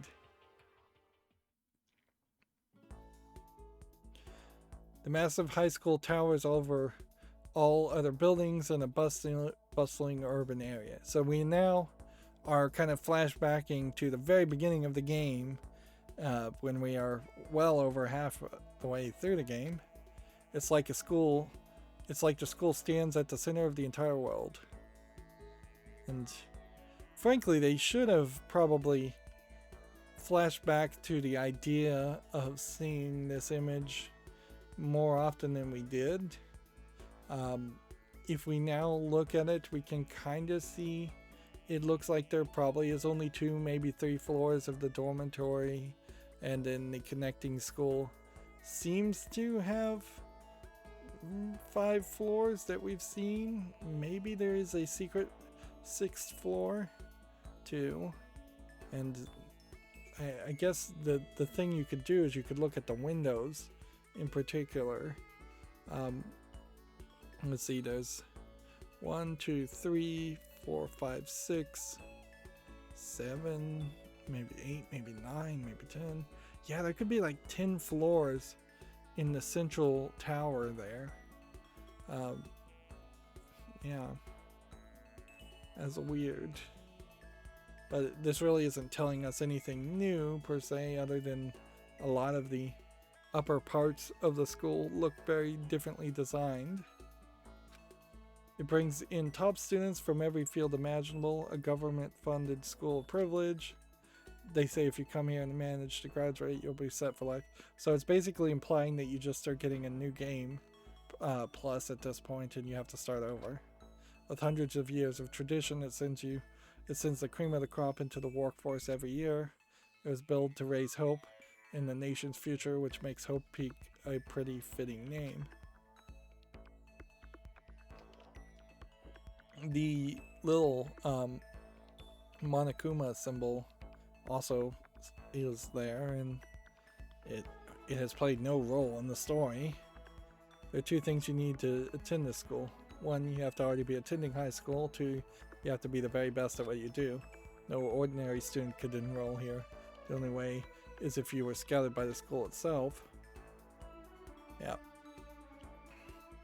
But even when it pans down, it shows that there's at least a 6th floor, if not a lot more. And standing through the gates of the ultimate school filled with the ultimate students was me. And so that's as far as that flashback wanted to go. Thank goodness. That was kind of pointless anyways. ... And see, now he's waking up, and this is how we woke up after we walked through the door, which almost implies that the entire game up until this point was a dream, and it almost feels like at a certain point this should have been where they should have said the whole thing was a dream. A lot of this game feels like it was originally written as a manga, and I wouldn't be surprised if there actually was a manga where it ended on cliffhangers each week, and this would be the tease that would happen. What? Where am I? I woke up with my head resting on top of a hard wooden desk. My body felt heavy. Wouldn't be weird for me to zonk off in the middle of some boring class or whatever, but what was I doing asleep here just now? It wasn't any classroom I'd ever been in before. What the heck is going on? ... Okay. Finally. I could finally feel my mind and body starting to come back together again, and then I was awake. Or was this just another dream? A dream inside a hopeless nightmare. No, this isn't a dream. I could tell because the stench invading my nostrils was too powerful for a dream. What an awful smell. I was in a vast dark cavern with the barest hints of light seeping in. The trash was piled up high all across the area. Now, look at the door in the background. I can see a black spot that clearly shows a lock. If Kyoko has a skeleton key that unlocks all locks, and Kyoko had been found guilty, and she'd been put through the same punishment and dropped down here through alter ego, she could have just used the skeleton key, which she almost certainly has on her, to walk out that locked door, which one assumes it's locked. So there might be a branching path in the story here where you do convict Kyoko instead of Makoto, but maybe not. This is how Game Grumps went with it, and I don't think that this is inherently going to put us at a bad ending, because they were following a walkthrough completely and cheating, basically, which I can't really blame them for using a walkthrough for a game that's going to be super long. I can blame Game Grumps for not really paying attention to the story at all and just doing improv jokes around it, but that's their style and that's their content, so I can't really complain too much. Trash was piled high all across the area. There's like a Monokuma doll and looks like a lot of garbage. This must be some kind of underground garbage pit, which I don't know why you would need an underground garbage pit if you were incinerating everything anyways. Japanese schools do use garbage incinerators for a lot of trash. It's probably not super environmentally friendly. It's very hard to make sure you're not burning something that is toxic or dangerous to the environment.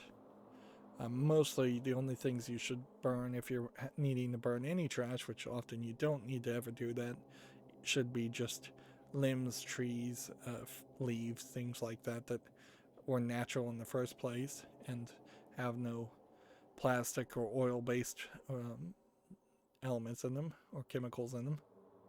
A heck of a situation I find myself in, but that was just the beginning of my problems. Was I going to be stuck in there till I wasted away and died? No, I can't let that happen. Not after what my good friend went through to save me.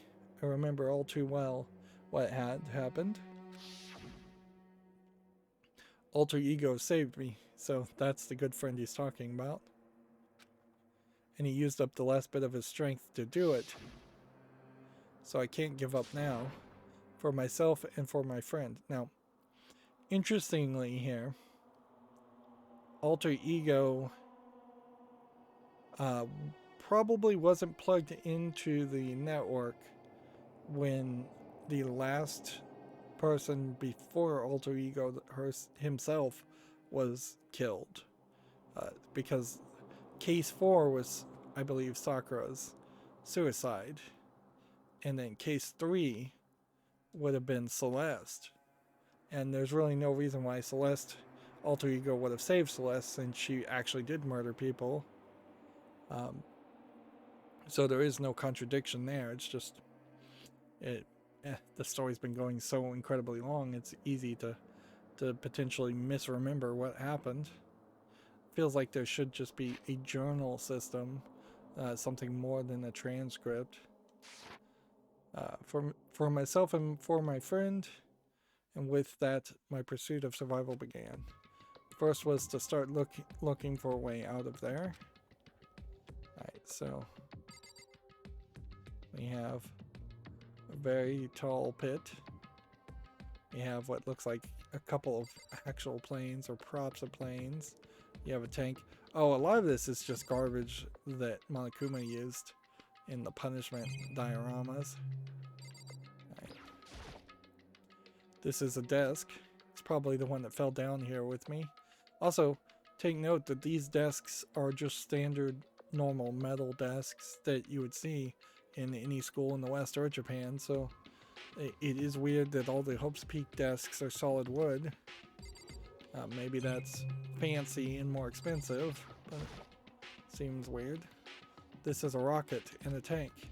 I better not think too much about what I'm seeing down here. See, the problem with this is you're seeing flat 2D things, and I'm not sure if that means that they are made out of cardboard and dioramas, or if they are actually 3D things, because everything in this game is 2D.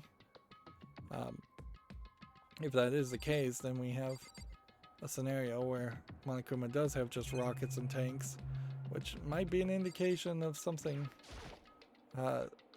Some people trying to break into Hope's Peak and save the kids. Maybe he's taking down entire armies outside. Is that an airplane? How would something like that wind up in the school's garbage pit? Right, well, that's everything, so let's go to the door. Rattle, rattle. It's locked. Alright. So had it been Kyoko instead of Makoto, she could have used her key. One assumes, unless this lock is different. No matter how many times I push or pull or kick at it, it didn't budge. And in this case, I guess Makoto doesn't care about potentially getting punished a second time to break a lock. He's just probably incapable of breaking a lock. Getting out of here isn't going to be that easy. Well, if I'm not getting out of here anytime soon, I decided to look around for some food. This is kind of a red herring. There's plenty of food, but it's all rotten. But that was pointless too. Next, I searched for some water. How can I be sure to which liquids I can drink and which ones are an all-around bad idea? Again, pointless. I feel like I'm blocked on all sides. Like these 5 sentences in particular, unnecessary for the story. You didn't need to write the lines.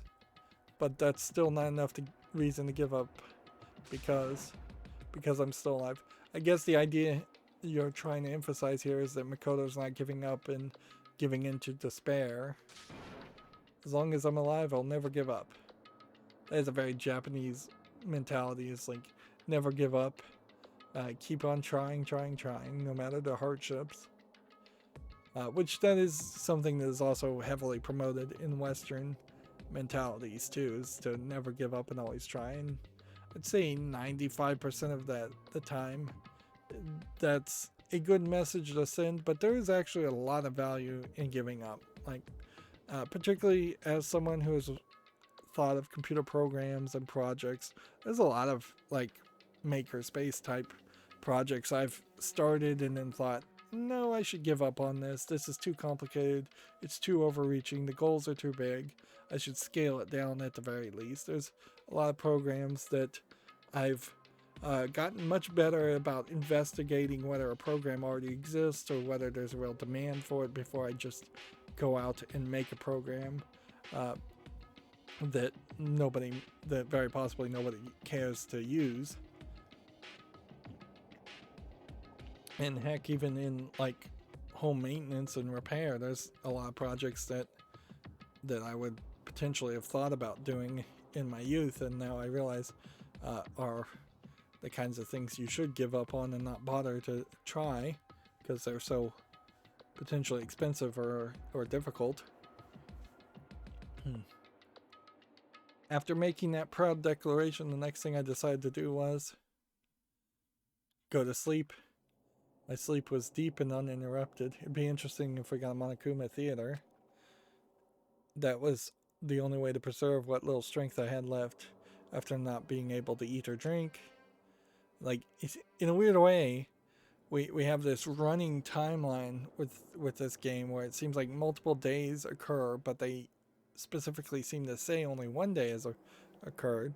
Here it seems like Makoto is starving to death, which 3 days without water and you will pretty much die.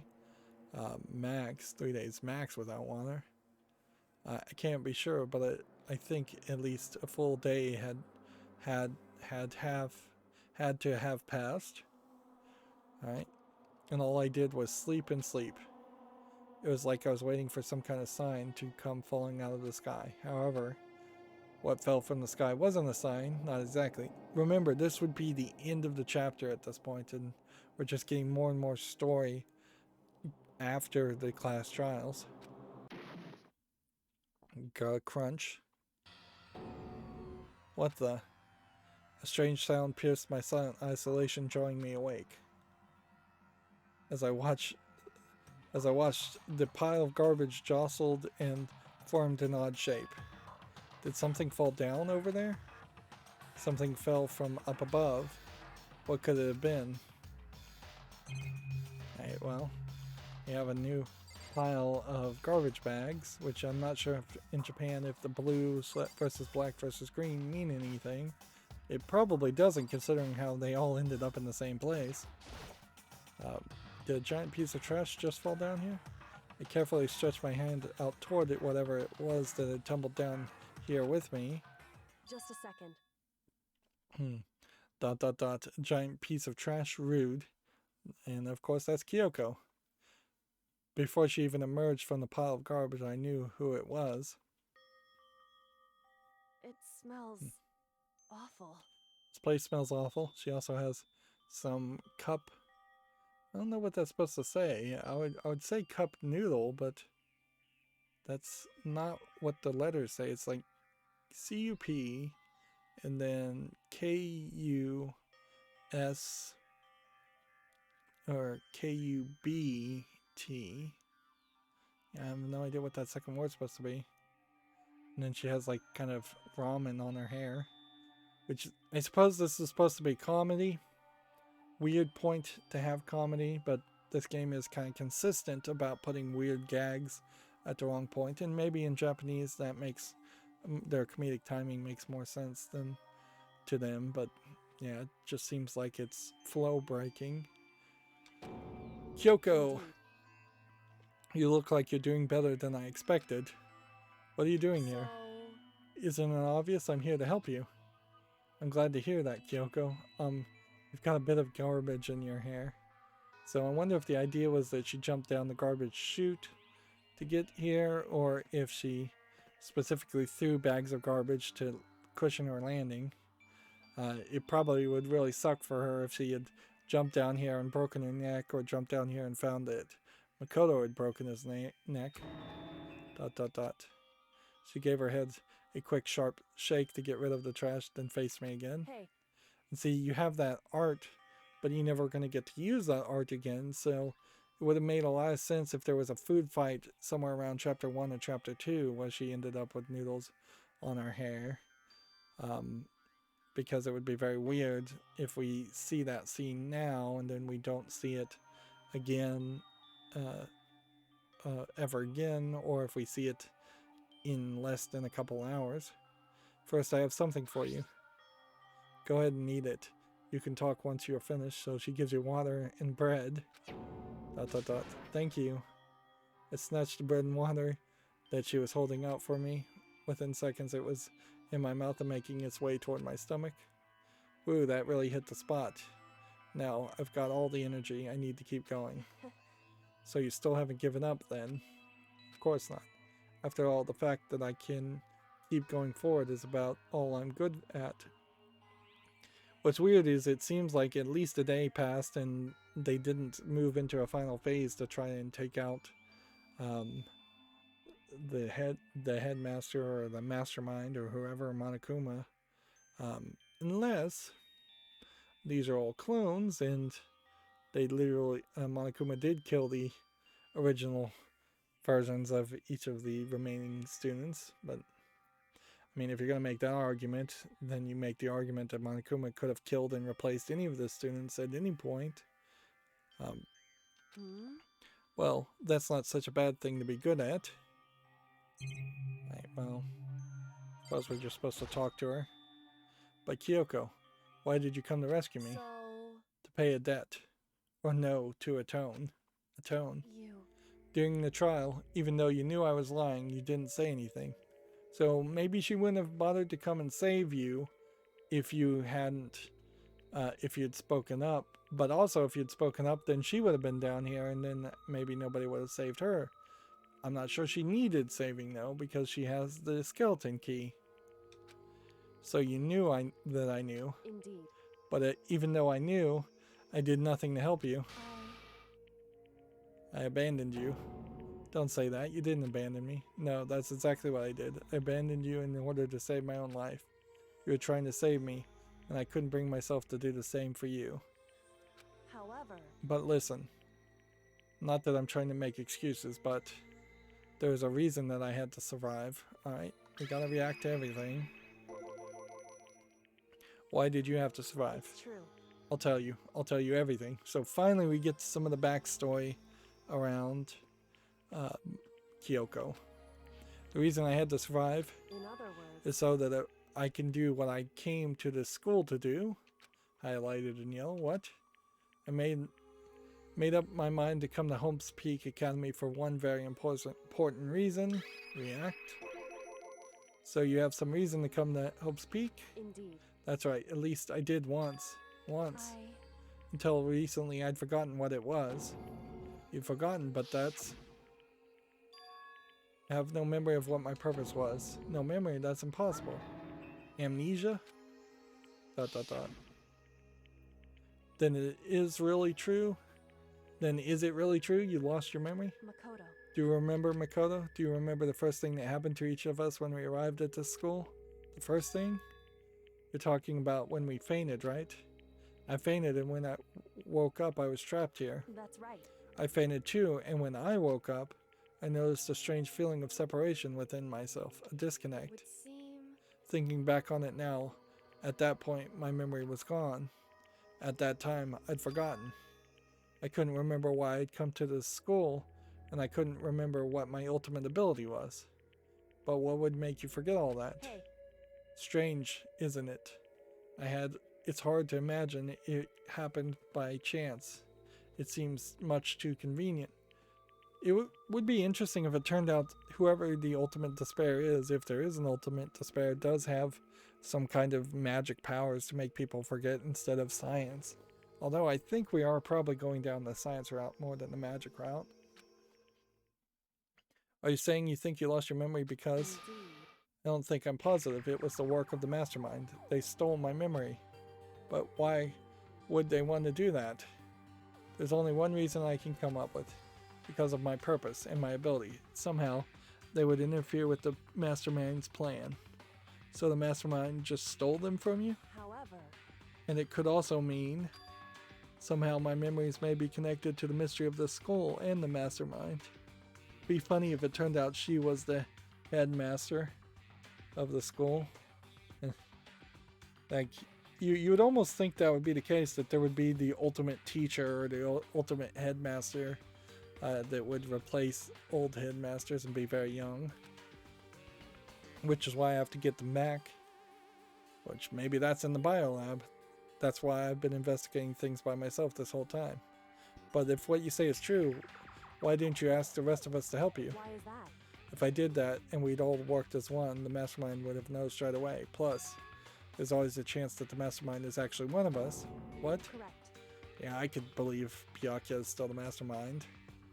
Well, don't make too big a deal of it. It's just a possibility. But since it is a possibility, we can't ignore it, right? Mastermind, one of us. If she believed that, then of course she couldn't trust anyone around her. In which case, it only makes sense that she would look into her missing memory by herself. However, That being said, there's a limit to what I could do by myself, which is why I asked you to help me. But why me? Because among everyone, you were least likely to be the mastermind. That was just intuition, but I see. Your intuition was right, though. There's no way an ordinary kid like me could have been the mastermind. I understand. Now we're using this flashback where he says, I understand, or is he going to say the exact same thing? I should understand everything. This almost feels like a flash forward instead of a flashback. My goal isn't to get out of here. So his goal isn't to get out of here? To stay here. So, like, the game is basically telling you your goal is to stay and not die. It's just like the dream I had before, but why did that just happen? listen. Are you okay? Oh yeah, it's nothing. It is nothing, right? ... Hey, Even now I still trust you, you know?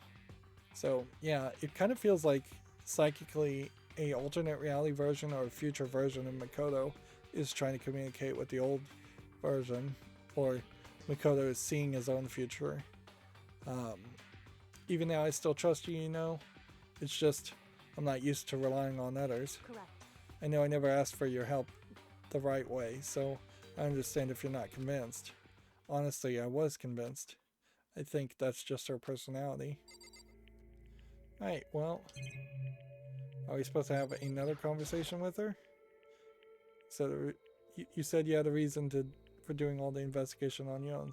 So how'd that turn out? Were you able to remember anything? So, I think there's still a lot I don't remember. There's a lot of text here. But at the very least, I was finally able to recall my purpose and my ability. React. You mentioned your ability. My ability, what everyone should have known me for. I'm the ultimate detective. Which, inherently, if you're going to have murder mysteries, why would you even invite the ultimate detective, assuming you intended to invite the ultimate detective and they didn't just show up? But yeah, that seems kind of ridiculous to invite the ultimate detective and then erase their memory. It would almost come off as she might have made and mastermind this whole scenario herself and then erase her own memory, which might be a scenario there. I doubt it, though. That's a little too complicated for this game. Yeah, she does look like a detective, the way she dressed, and that certainly can explain why I was giving her the Detective Conan voice-changing bow ties as a gift earlier when I was hanging out with her. correct. And that's the reason I came to Hope's Peak Academy. There's someone I had to find here in the school. React. He had to find someone who? So, Well, it was the headmaster of Hope's Peak Academy. The headmaster? And see, this is weird. If the headmaster is the father of the ultimate detective, he must not be much of a detective or a detective at all. Why did you want to find the headmaster? Because he's my father. What? In other words, I was separated from him as a child. As it turns out, he became the headmaster of Hope's Peak. Kyoko's dad is the Hope's Peak headmaster. Then that explains it. Well, in Alter Ego told us how he thought the headmaster was involved. I'll find a way. Huh? No matter what it takes, I will find the headmaster. No matter what? No matter the cost. So, Kyoko, what's going on? ... Meh, using a lot of voice lines to poorly there. My memory hadn't come back at that point, but when he said that I felt strange. It makes perfect sense now, of course, since my whole purpose for coming here was to find him. That makes sense. However, But listen, Makoto, I want to make this perfectly clear so there's no misunderstanding. I said the headmaster wasn't the mastermind, but I didn't say that I want to protect him. But I didn't say that to protect him. I only said what I felt based on what I'd seen when I snuck into the headmaster's room. Then what did you see in there? Very, very late in the point of the story for her to tell you what she saw in the headmaster's room. so The room had been ransacked, the shelves were a mess, the desk drawers dumped on the floor. I assume if she's telling us what it looks like, we're never actually going to get into the headmaster's room. The only conclusion is that someone who didn't know where anything was had been in there. You mean the mastermind, right? it's true. That was my assumption, yes. And to confirm my suspicion, I decided to investigate the second floor of the dorms using the key I found. I guess if you do have dorms at a certain level, you might have the teachers or the headmaster living in the dorms also. Although there is almost an argument to not separating the adults and children that way. You probably would want some adults on the first floor too, but that could have been the way the rooms were split up before they got reassigned. But why there? Because I found this in the headmaster's room, which apparently is on the second floor. Is that some kind of map? No. Clearly, it is the dormitory second floor design.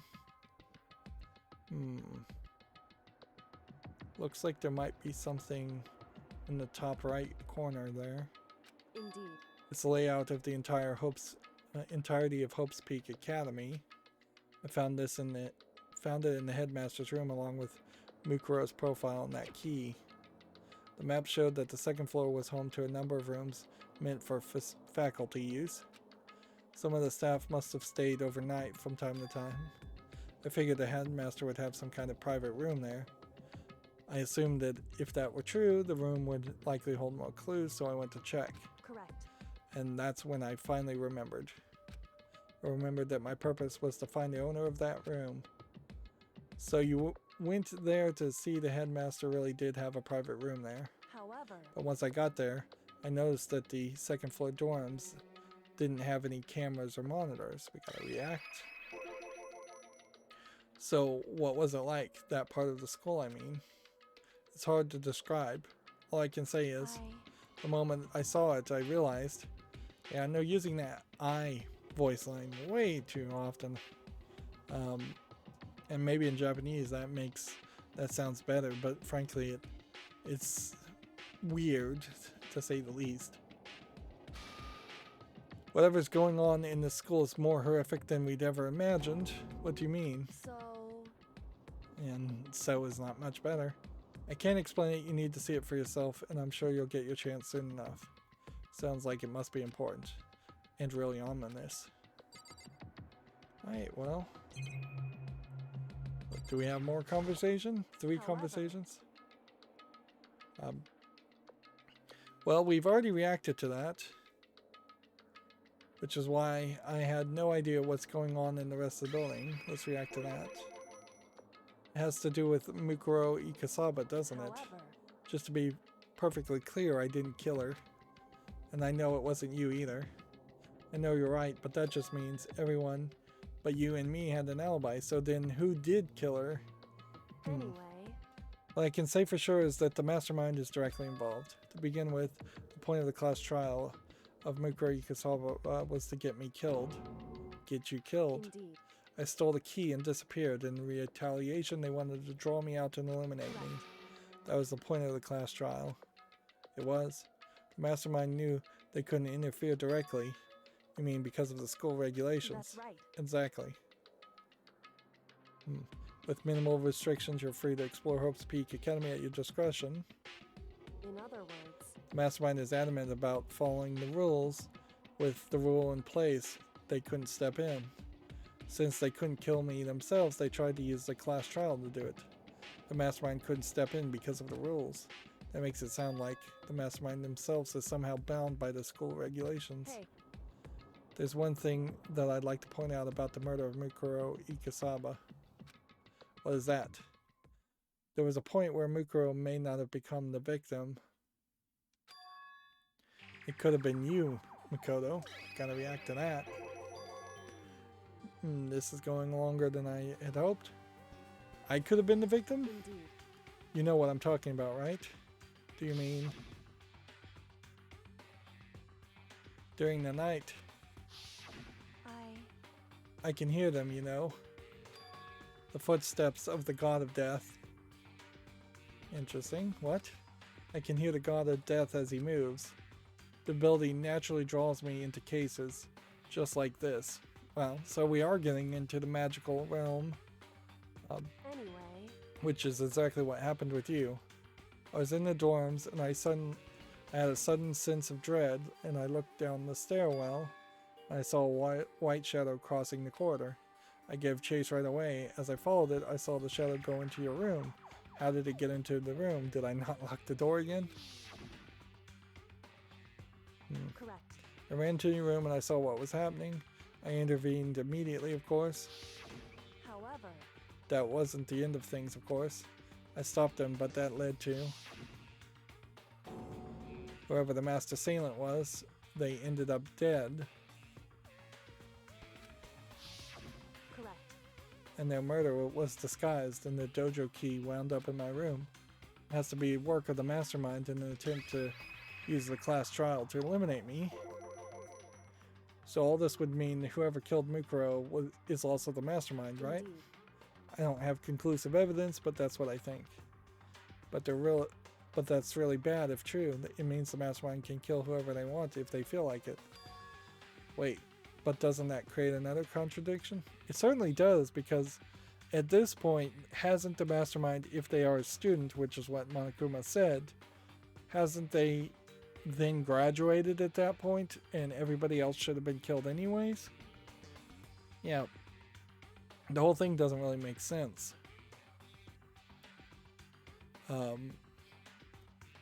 Unless the mastermind literally killed themselves on accident, or Monokuma, the AI, an AI controlling Monokuma killed the mastermind.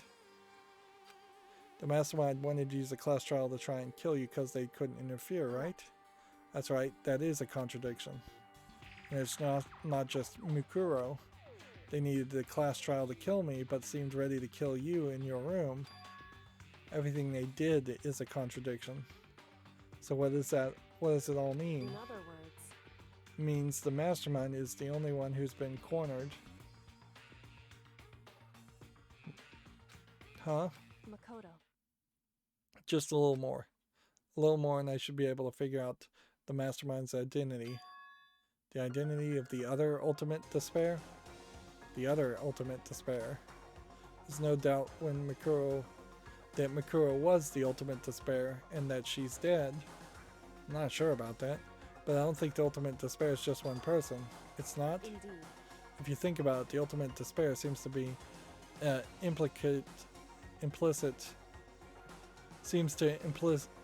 implicate whoever caused that event. You're talking about what happened a year ago, the biggest, most awful, most tragic event in human history. The tragedy. Whoever's responsible for that.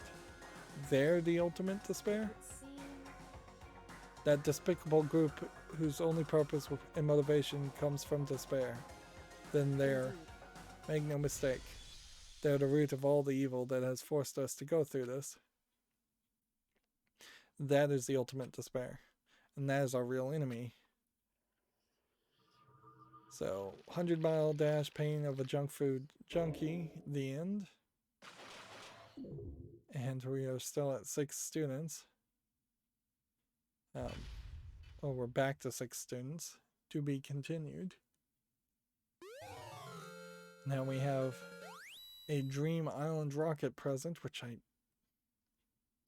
You're in a weird position now because that present either is for Kyoko or it's for Makoto, but there would never be a time in which you would date yourself and have a reason to give a present to Makoto. So, unless it's a wild card and can be used on any character. Yeah. I'm not sure if these presents are good to give to anybody anyways. The whole thing is just weird. The whole system's weird. And see, I want to keep this save file more than anything, but we are totally at this point out of save slots. So it seems like there's probably not a good reason to start over and do the prologue again. So we'll potentially start overwriting things.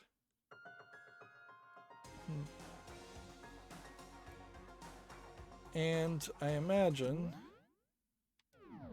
this is probably as good as it's gonna get. Like next time we hang out with people, I guess it would be Kyoko and Aoi and then Toko again. With the e-handbook has not been updated to include Mukuro Ikisaba. Apparently we don't ever get to see her. We'll have to play around and try and get the last few presents we haven't gotten. We haven't gotten any new regulations. So yeah, moving into the next chapter. Hopefully we can kind of burn through the next chapter. We're definitely moving into storyline I haven't seen at this point. I maybe have seen about 5 minutes more of dialogue and that's it. So everything will be left to my imagination. I have no idea who's going to be killed next. There almost certainly is going to be somebody killed next. I feel like it could easily be Yashahiro or Toko or even Byakuya. If you get rid of Aoi, that would probably be fine too. I also wouldn't be surprised if actually nobody dies and we are just in a holding pattern going forward. And Sakura is the last person, or alter ego is the last person to actually have died in the story. But yeah, now it definitely feels like if this was a Western game, they would fast track us and we would get towards an ending very quickly and just resolve this. I bet there's still quite a lot to see and do. That's going to be it for this recording. As always, I ask you to like, share, subscribe, comment, and watch every second of my videos. If you want a friend or follow me on any social media sites, there's a whole bunch of links down below. And if you want to support me further, there's a link to Patreon, or you can friend me on Steam and gift me a game off my wishlist. Thank you for watching. Have a good evening.